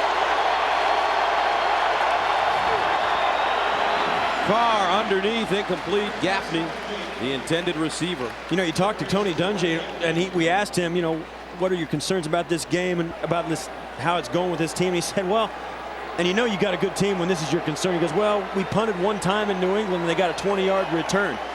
That's all he could come up with. But today, the punt return game of his own has caused him problems. It was because of 2 poor kicks from Chad Stanley bounced in favor of the Texans. 2nd down and 10. Carr to the sideline. Gaffney, nice catch. Tries to break the tackle. Gaffney is down at the 13-yard line in front of Jason David. And it's a gain of 16. And you can read it on the face of the defenders for the Colts. They are frustrated and angry about how that's turned out for them. Twice they've been given a short field to work on, and the special teams have served up a scoring opportunity for the Texans. The punt hits Jason David on top of the helmet. Now he gives up a 16-yard pass to Gaffney. And Wells stopped by Nick Harper. He loses a yard on the play. You know, it's easy to like sit back here and say, well, you know, Jason David should have gotten out of the way of that punt, and they, you know, that's football, Gus. I mean, you can't. Sometimes the ball bounces your way. Jason David was trying to do the right thing, get out from underneath that ball. He was told that in the right way by Troy Walters, who was screaming, get away from it. It was a dangerous punt. They have a call that they make. You just can't get out of the way of bad luck sometimes. 2nd down and 11.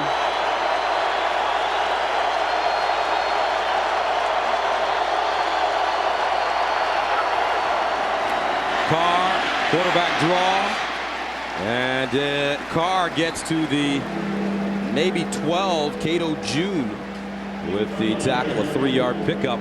So that will bring up a very important 3rd down and 8 at the 13. Is this 4-down territory? You could make a because case you know if for the Colts it. get back on the field. It may be. But I think if it is, I think Dom Capers would have already told that to Joe Pendry. I think they still will probably go for the field goal after this, because sooner or later you got to stop the Colts. They load up the top of your screen. Twins. Johnson at the bottom. Here's Carr. Dumps it off. Morency keeps on his feet. A nice piece of running by Morency. He won't pick up the 1st down. They needed to go inside the 5, and that'll bring up 4th down and about 2. And the field goal unit isn't coming onto the field. That's right. Chris Brown started onto the field, then looked to make sure it was the right thing to do, and Dom Capers waved the offense back on. And now he's sending the field goal unit on. There he is. Well, he probably wanted to make sure and double check how far it was for the 4th down conversion. 2 yards, 2.5 yards is a little too much to ask. Take the sure points, or at least what you think are sure points with Chris Brown. But Steve, what does Dom Capers have to lose by going for it here? What does he have to lose?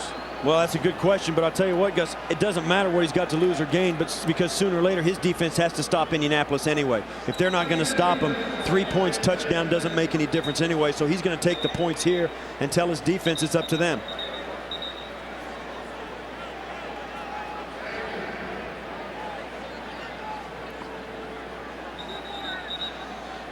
Marcellus Rivers limping over to the sideline.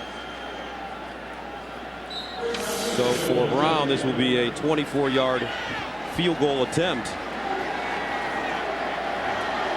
Brown on the season 10 of 12. So it's good. And with 59 seconds remaining in the 3rd quarter, the Colts lead the Texans 28-17.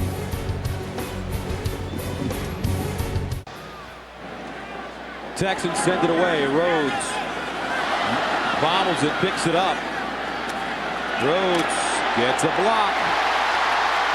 Flag on the play. He gets to the 40.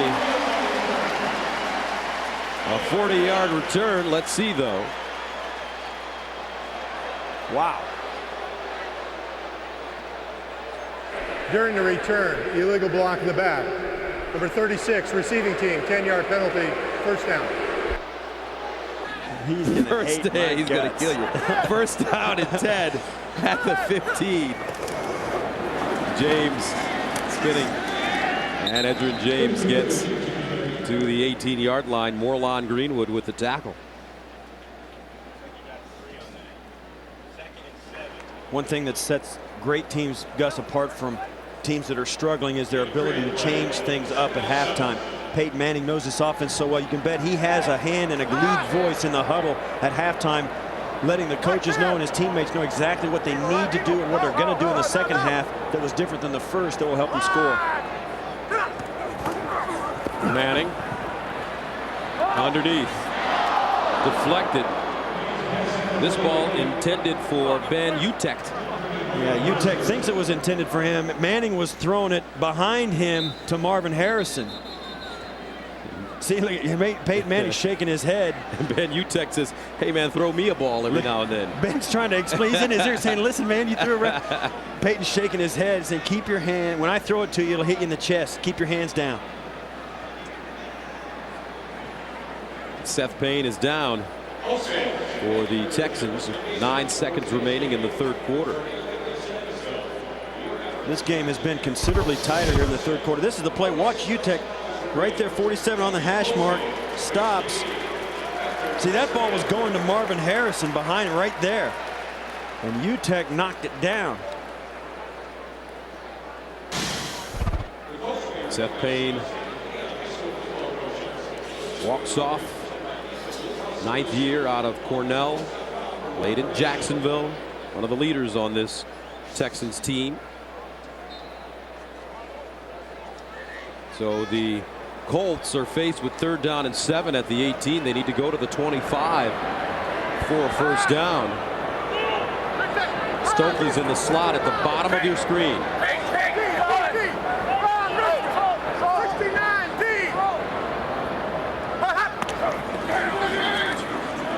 Manning, U-Tech.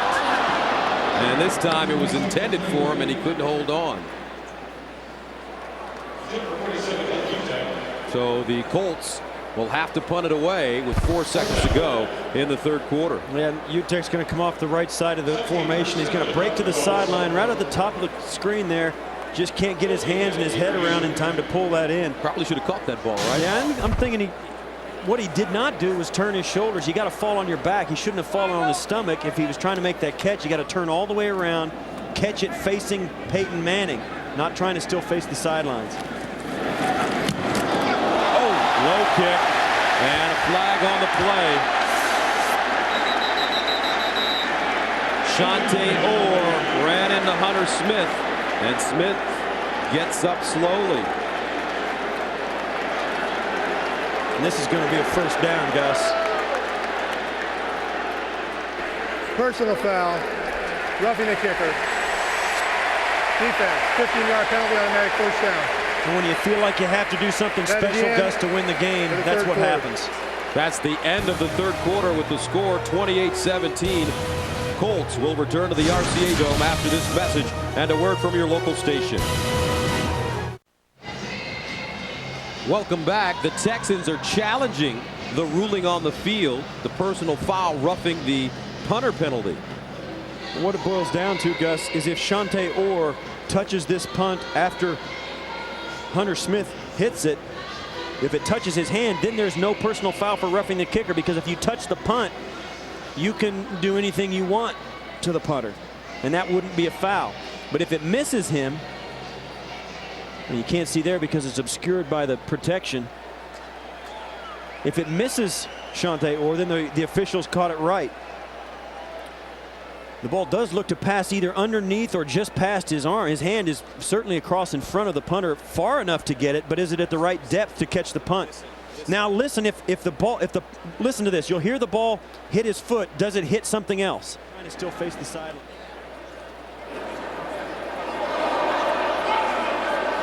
Couldn't hear that. Hunter Smith with a big smile on his face. He's the first quarterback to get hurt for the Colts since Burt Jones. And he's the emergency guy.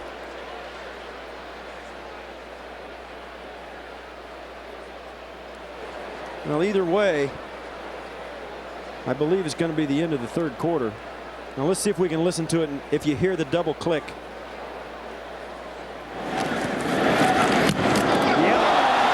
Did you hear it? Yeah. You think he got it? Yeah, he hit it. He hit it. It hit twice. It was 2 quick clicks. Shante Orr got a hand on that. You've got some good ears. It went. You hear it double. Believe me. He did. If he got a piece of it, Hunter Smith's out of luck. And that won't be a first down. It'll be Texans ball at the end of the punt. But you do think. Yeah, I do. That he touched the football. We'll find out right now. After reviewing the play, the ruling on the field stands. Yep. Personal foul, roughing the kicker. The ball is not tipped. Houston will be charged. I'll tell you the truth, I don't know if he can hear the audio of the replay under the booth, although he's got the headphones on. You see Shante Orr is upset about it. It sounded to me like there was a double hit. Now, what it could have been, too, is if the ball got out cleanly, Hunter Smith would punt the ball, and then his foot would hit the hand of Shante Orr, and that would sound the same. And I've seen and had that happen to myself as well. So, nevertheless, the play stands as called. I thought it was a good challenge by Dom Capers, though. Not a lot of penalties in this game, but some big ones at important times of the game. First down and 10 at the 33. As we start the fourth quarter.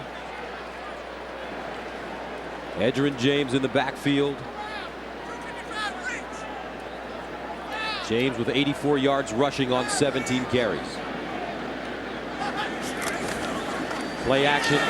Manning looking to the corner. Harrison. Pitch and catch. 23 yards. Marvin Harrison. You know the great thing about this, Gus, It seems like that's the first time the Colts have faked a handoff and gone play action and thrown the football down the field. And you think about Peyton Manning and how he calls the game. He told us sometimes you'll call plays knowing that you're only setting up a play later in the game, and you got to think the stretch play to Edgerrin James was a setup for that play. Edgerrin James gets to the 40. I'll tell you what, Gus, you almost have to drive a stake through the heart of the Patriots. They just do not go away.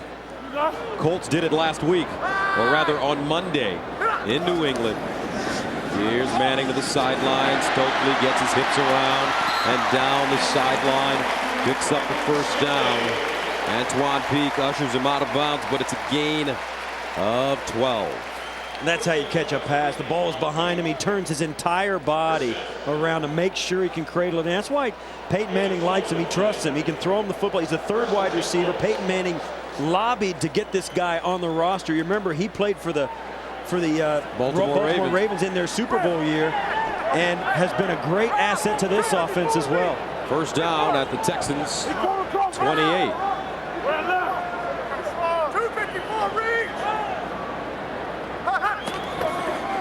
Play fake. Manning dumps it off. And this goes to Dallas Clark. A gain of 4. Travis Johnson with the tackle. Jacksonville 5-3 in the AFC South. Chasing Indianapolis. They won't catch him, but the Jaguars missed the playoffs by 1 game last year after finishing 9-7. They're looking for a wild card berth. 2nd and 6. Here comes the blitz. Manning gets rid of it, just whips it over the middle, and the catch goes to Reggie Wayne. A 4-yard gain. 3rd down and 2 at the 20.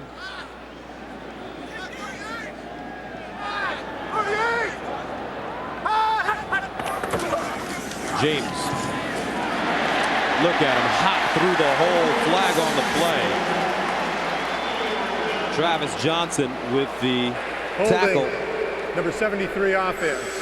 10-yard penalty, still 3rd down. That's Jake Scott, the right guard. And he was a question mark coming into today, Gus. He got his back injured last week in the Monday night game against New England. Was a question mark coming in. They thought he would probably try and give it a go. And of course, you see he is trying to get it. And sometimes when you don't feel your best, once in a while you get caught. He doesn't like the call, and it was a late call too. I always hated that. The offense feels good. You got a nice gain, and then at the very end, a flag falls down on the ground. It's like, oh man. Brings up 3rd down and 9 now at the 27. They need to go to the 18 for a 1st down. Manning. Broken up at the last moment, and a flag on the play. Dante Robinson there to break it up.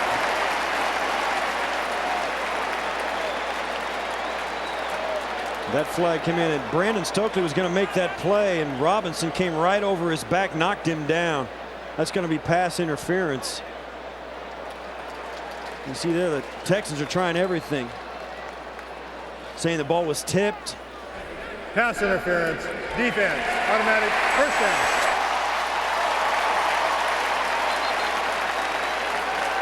Ball looked like it was tipped. And you'll see here, if Manning throws this, if it's tipped at any point in the air, it's going to be no penalty. And it was tipped. It was tipped. And we'll see if Dom Capers makes one more challenge. I think he probably will. You see he's got it in his hand. And he's going to drop it out there. See, I'll tell you, he's got more cool than me. I'd have that flag. I would throw it right and try and hit one of the officials. That'd be a great way to vent, I think. Just zing it right at him. That'd get their attention. Bill Belichick. And I think all of us know. On Monday against the Colts. Houston is challenging the ruling on the field that the pass was tipped prior to the defensive pass interference. And he really flung that flag out onto the field. So was it tipped or was it not tipped? It looks like it's a pretty easy call for the officials.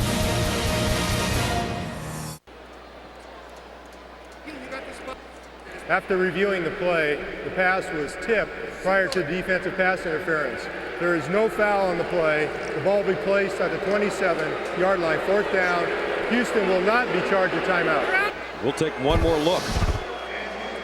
And we saw it on the first replay. As soon as the ball is tipped, all bets are off in the secondary. Tipped right there. C.C. Brown tipping the football. And then Brandon Stokely is under no protection. Had a lot of reviews. 3 challenges and a review in this game alone. So that will bring on Mike Vanderjagt. Vanderjagt on the season, 9 of 10. This one from 45 yards out. He's got one of the stronger legs in the NFL. Got that one up. And perfect. 45-yarder for Mike Vanderjagt.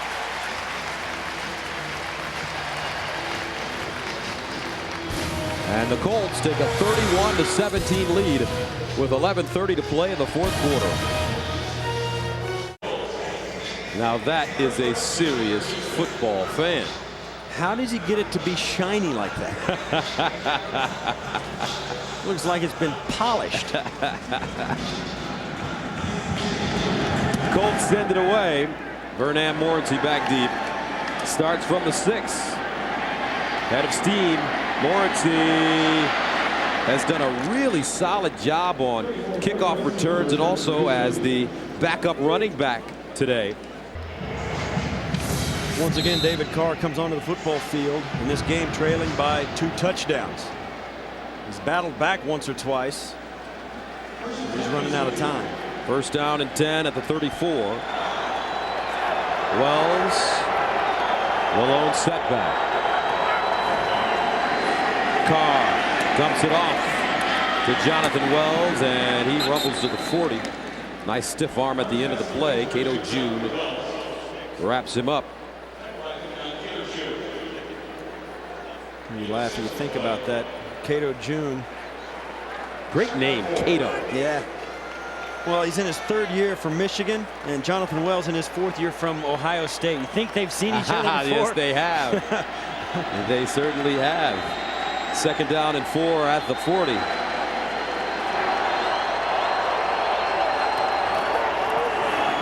Wells again. And Raheem Brock plugs up the hole, but it's a gain of 3. 13 carries, 52 yards. Make that 14 carries now and 55 yards for Jonathan Wells. And he scored a touchdown. When you think about this offense, they switched offensive coordinators to Joe Pendry about a month ago. This is where I think you see a difference. Joe Pendry is still willing in a game like this to hand the ball off and be patient and run that power game and work his offense. Under Chris Palmer, I think they were too skittish. 3rd down and 1. 3 of 10 on conversions. Wells. There's the slant. Great catch. And that is a 1st down. Armstrong with the grab. Derek Armstrong in his 3rd year out of Arkansas Monticello.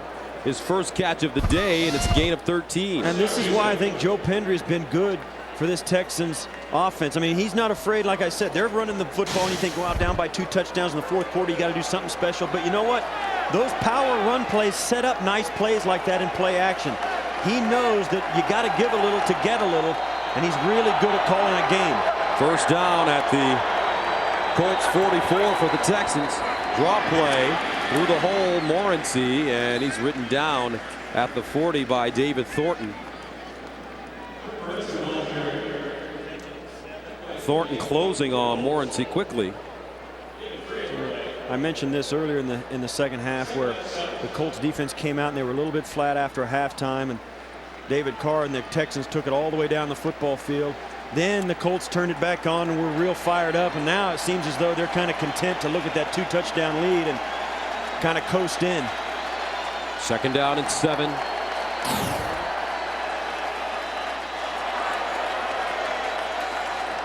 Carr underneath again, and again it's Armstrong holding on to the football, and this should go against Indianapolis. Yeah, Jason David had his hand pulling the jersey of Armstrong before the pass got there. Armstrong was big and strong enough to still make the play. Holding, number 20 defense. Penalty is declined. First down. Well, this wasn't number 20. This was number 42 right at the right of your screen. Watch him. See how he's pulling his jersey, and he's got his other hand, grabs the waist, and then goes over the top. I mean, you got to call it, but Derek Armstrong staying with the play and making it. Nice grabs for Armstrong on back-to-back plays. Armstrong came into this game with 5 catches for 59 yards, no touchdowns. His long 28, gained 12 there. First down at the Colt 29.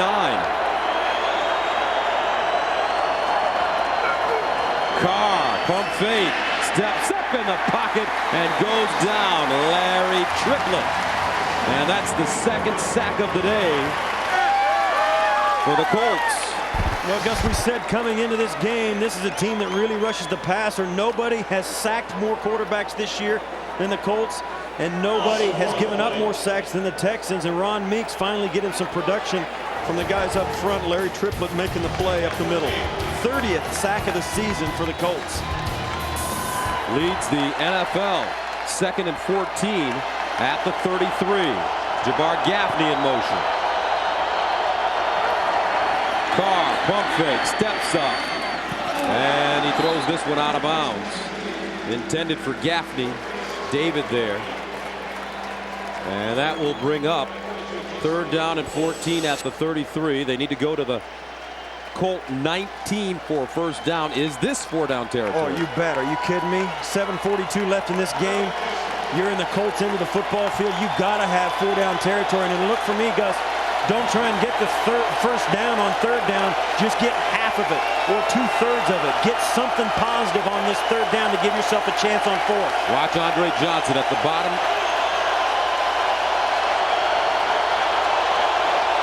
Out of the shotgun.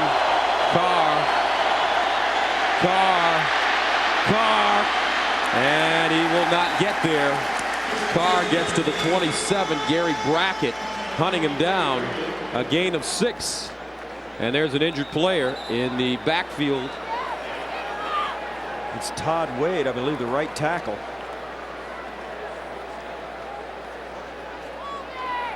And Gus, this is something he did. He got a little bit of it. Now it gives him a chance on 4th down. No question, they've got to go for it here. Back in a moment. Todd Wade has to be helped off the field.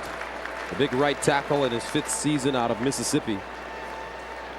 And this is him right here. And watch as the play develops. You'll see, and this happens a lot to offensive linemen, just can't see what's coming up from behind him. I'm acquainted with Todd Wade. He's a great guy. I see him in a few charity events in the offseason, and he is, he's the biggest man I've ever seen. And he's also a wonderful guy to be around. I hope he's all right. 6'8", 315 pounds. So here we go for Dom Capers. A big 4th down coming up. His team competing as hard as possible. 4th down and 8 at the 37. Make that the 27. They need to get to the 19 for a first down on 4th and 8. Here comes a blitz. Carr's got to let it go. And David Carr throws the incompletion, and the Texans will turn it over on downs. He had plenty of time to deliver this ball, Gus. He delivered it low and away to a receiver that was coming across the middle, well covered. 7:06 to play in the 4th. 31-17 Colts. Take over at their own 27. Edgerrin James needs 4 yards for 1,000, and that will be his 5th career 1,000-yard season. Marvin Harrison needs 2 catches for 900, and Edgerrin James gets to the 30. Looks like he got 5 yards, and that will be it. Edgerrin James goes over the 1,000-yard mark for the 5th time in his career.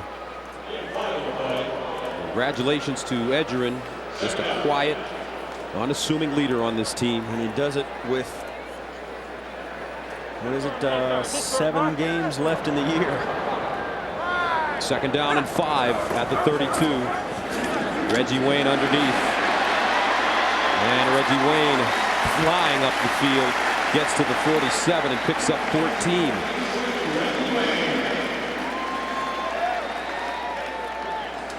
Reggie Wayne on the day. 8 catches. 72 yards. You know, it's been their kind of way of doing business today. Edgerrin James' run, Reggie Wayne's catch, and now it'll be a Marvin Harris's turn to catch a ball. Marvin Harrison, 7 catches, 108 yards, and a touchdown.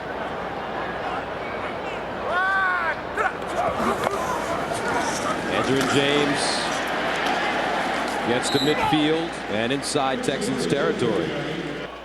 And Todd Wade has a right knee sprain. He will not return to the game.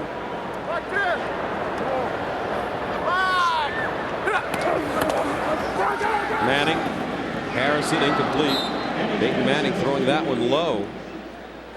Yeah, he tried to throw that to Marvin Harrison. He was wide open, but he had guys in front of him he couldn't see. When he let it go, he couldn't follow through on the pass. That's why it was in the dirt.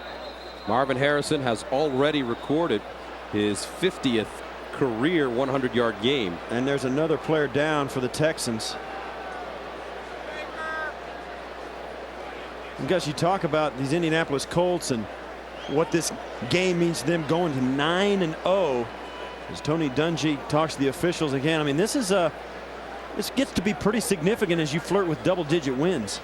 Now the last 3 teams to start 8-0 in the NFL. Let's take a look back. The 2003 Chiefs started 9-0 before finishing 13-3 and losing to the Colts in the playoffs. The 98 Broncos won their first 13 as John Elway retired after a second straight Super Bowl win. And in 91, Joe Gibbs and the Redskins started 11-0, finished at 14-2. And defeated, I don't remember who they defeated in the Super Bowl that year. One of those Bills teams, actually. Were you on that team? Yeah, actually I was. That team, that Redskin team was the best team I have ever seen at any point in history. That game that night, there has not been a team before or since that I've ever seen that could have beaten them that night. Halfway to history, last 6 8-0 football teams. Also, this Indianapolis Colts team is responsible for ending that streak by Kansas City in the divisional playoff game. That was a game I think that everybody said Peyton Manning can't win a big game on the road. And when he went into Kansas City, which is the toughest place to play, and beat them. Third down and 5 right now at the 49. Remember, Marvin Harrison needs 2 catches for 900. He's at the bottom of your screen.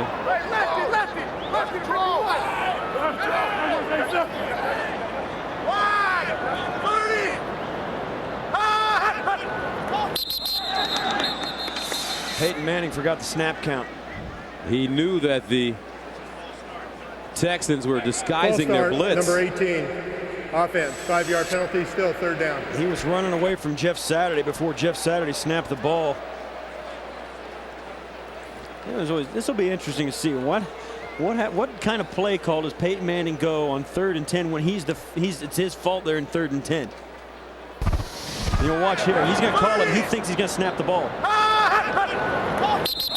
You see there, he's the only guy moving. He's not yelling at anybody else. 3rd down 10 at the 46. Manning hit as he releases it, intended for James. And Peyton Manning going down. Robert Smith with the pressure on Manning. And you get the idea, Gus. Indianapolis Colts think this. Houston Texans think this. This game is over. There's a lot of guys walking around on the football field. Nobody's got any hop in their step. They're all looking at the clock. Peyton Manning trying to figure out what it's going to feel like to go 9-0. There's some people on the Texans wondering about their future on that sideline. So Hunter Smith comes in to punt for the 3rd time. Philip Buchanan is back deep. This one, the off deep punt hangs in the air. Buchanan drops it and picks it up. And we've been talking about the Colts. Let's take a look at their schedule as they turn the corner at Cincinnati. That's the top game on CBS next week. Carson Palmer and the Bengals have a bye. They're watching this, I'm sure, right now. And one of the other things you look at, there's only 2 teams that don't have winning records, Tennessee and Arizona. Coming up next week, the Colts head to the jungle to take on those Bengals. Who day? Talking about beating those Bengals. That's next Sunday, 4:15 Eastern Time. Indianapolis at Cincinnati. Should be a terrific game. That's the big game on CBS. And it is a big game. That's a great matchup. First down and 10 at the 18-yard line. Draw play, Jonathan Wells. He gets to the 20. Gain of 3. Good running day for Wells. 15 carries, 58 yards, and a touchdown. A 14-yard touchdown at the end of the first half. Brings up 2nd and 7 at the 21. And David Carr is sacked. 3rd sack of the day for the Colts. And this time it's Dwight Freeney. Came into the game with 6 sacks, picks up his 7th. Dwight Freeney now with 47 career sacks. Holding. Number 67. Penalty is declined. 3rd down. Freeney with 47 career sacks in only his 56th game. Yeah, he got that sack. David Carr just kind of bailed out on the play. He kind of turned his back and went down. Nobody really hit him, and somebody actually just had to touch him to get the sack. And that's, you see there, the problems with protection that the Texans have experienced.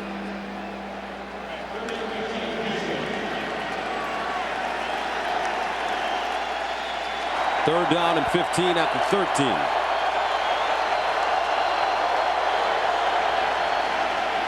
Carr to Wells. And Wells goes out of bounds.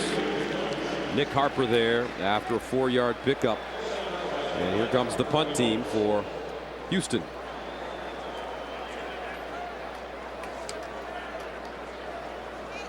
Dwight Freeney heading out of the game. He got his sack today. Stanley will punt it from about the 2. And Walters is hanging around midfield. They have not had good luck, have the Colts, on punt return today. 2 muff punts led to points for the Texans. We'll see if he can handle this one. Angles this toward the far side. Walters is there and makes the catch at the 42, a 39-yard punt. And the fans give Walters a hand. He finally hung on to one. First down and 10 at the 43.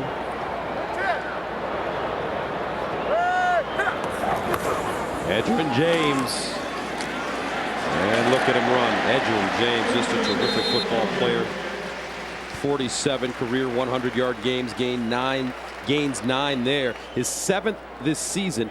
He's rushed for 100 yards or better in 5 straight football games. And he left 3 Texans in his wake there as he cut right up through the middle of their defense. 3 guys left laying on the ground right behind him. None of them could make the tackle before he got 9 yards. 2nd down and 1.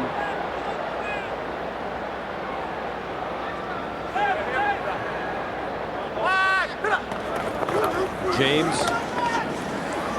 And the Colts will remain undefeated. Some feel that they may be able to challenge that undefeated season of the Miami Dolphins. Let's see what the NFL Today guys had to say. Boomer says no, because like a lot of teams do, they're going to rest their starters in the last few games when they have home field advantage sewed up. And then Dan says yes, because even Sorgi is good enough to beat the Arizona Cardinals. Dan getting the knife out. Jake Plummer talking about throwing the ball away on 3rd down. That's a true thing. A lot of young quarterbacks really have a hard time learning that. And Marino on Michael Vick. He has a better record after 43 games than McNabb, Favre, and Peyton Manning, or Boomer. Here's Edgerrin James looking for a hole. He gets to the 45. No gain on the play. I'll say this though about Michael Vick. He's a 5-year veteran in the NFL. You better enjoy him while you can, because that guy takes a lot of big hits. Because I don't understand why he's criticized so often. He wins games. He doesn't look like Dan Marino when he is playing quarterback, or Peyton Manning. He looks like Michael Vick. Guys who are different are always criticized. That is true. Even if he does win. Persecute the weird guy, strange guy. Persecute the special guy. There you go. But I don't think his career is going to last as long as a guy like Dan Marino or Brett Favre. I think he's just going to have too many miles on his chassis. But that guy, Peyton Manning, you look at him and Marvin Harrison, we've talked about the career years they've had, or the careers they've put together thus far. Man, they're in their prime. I mean, they have got a lot of time left in them. Marvin Harrison's a 10-year vet, but as we've said, I mean, he's running around like a third-year guy. Marvin Harrison has done it all today. You see there, early on the catching the one. He just gets open right there, runs right by the defense, and you see the rare smile from a guy who has absolutely got it all. 2nd and 10. Play fake. Screen pass. James. Oh, wow. Look at Edgerrin James. Just beautifully done. He looks almost as if he's dancing getting through the hole. Was he running backwards there? I don't know what he was doing. He went forward, stopped, and kind of shuffled backwards, but then turned his shoulders back up the field and got yardage. Man, watch as he catches this. Whoop! Runs backwards, just steps around the offensive line, turns his shoulders up the field, and man, that's amazing. That takes us to the 2-minute warning with the score: Indianapolis 31, the Texans 17. Survivor Thursday on CBS, and Gary Hogaboom played 20 games with the Colts, 86 through 88. I played against him. Yes, you did. 1st and 10 at the 29. And it's Edgerrin James who gets to the 23-yard line. A gain of 6. Big games for both Peyton Manning, Edgerrin James, and Marvin Harrison, the triplets. Manning has thrown for 297 yards, 26 of 35, 3 touchdowns, no picks, sacked 1 time. His quarterback rating must be going through the roof right now. And Edgerrin James, 25 carries, 119 yards, and a touchdown. Marvin Harrison, 7 catches, a $108 and a touchdown. The foundation of the Indianapolis Colts. 2nd and 4 at the 23. James. And Edgerrin James spins, gets down to the 19. Coming up next, Greg Norman, the Shark, and an all-star lineup pair up and tee off at the Franklin Templeton Shootout. Freddie Couples and Adam Scott have a 2-shot lead over Personal John Houston. Foul, unnecessary roughness, number 50, defense. And 10-yard penalty, half a distance to the goal, automatic first down. Kenny Perry. And I think right now with 1:06, if I'm the Indianapolis Colts, I might think about maybe kneeling down. But then again, I might want a touchdown pass. Headset is off for Tony Dungy. Looks like they will take a knee.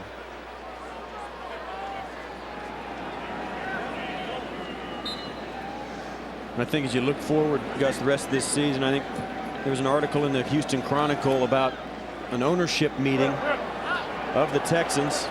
Some of the group wanting some answers to some questions about why this season has gone the way it has gone for the Texans, and rightfully so. Anytime a team starts out with one win in the first half of the season, questions have to be asked, and Dom Capers is the guy that they're going to ask the questions of. So the Colts will improve to 9-0.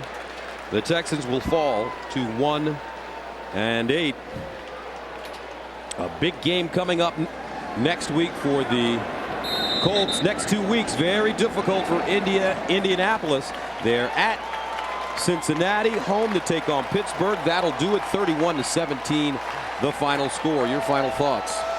Houston has got a long way to go, Gus, and Indianapolis and Peyton Manning, not far to go. Not very far to go. They're waiting for the second half of the season to end so that they can get on with the playoffs. That's what they're focused on, more so than any other team I've seen. These guys are taken day by day with one thought in mind. That's winning every game that's in front of them, getting to the playoffs. And let's face it, unfortunately for them, only one thing will satisfy them this year: Super Bowl. All right, Colts win it. Now let's go to Greg Gumbel in New York.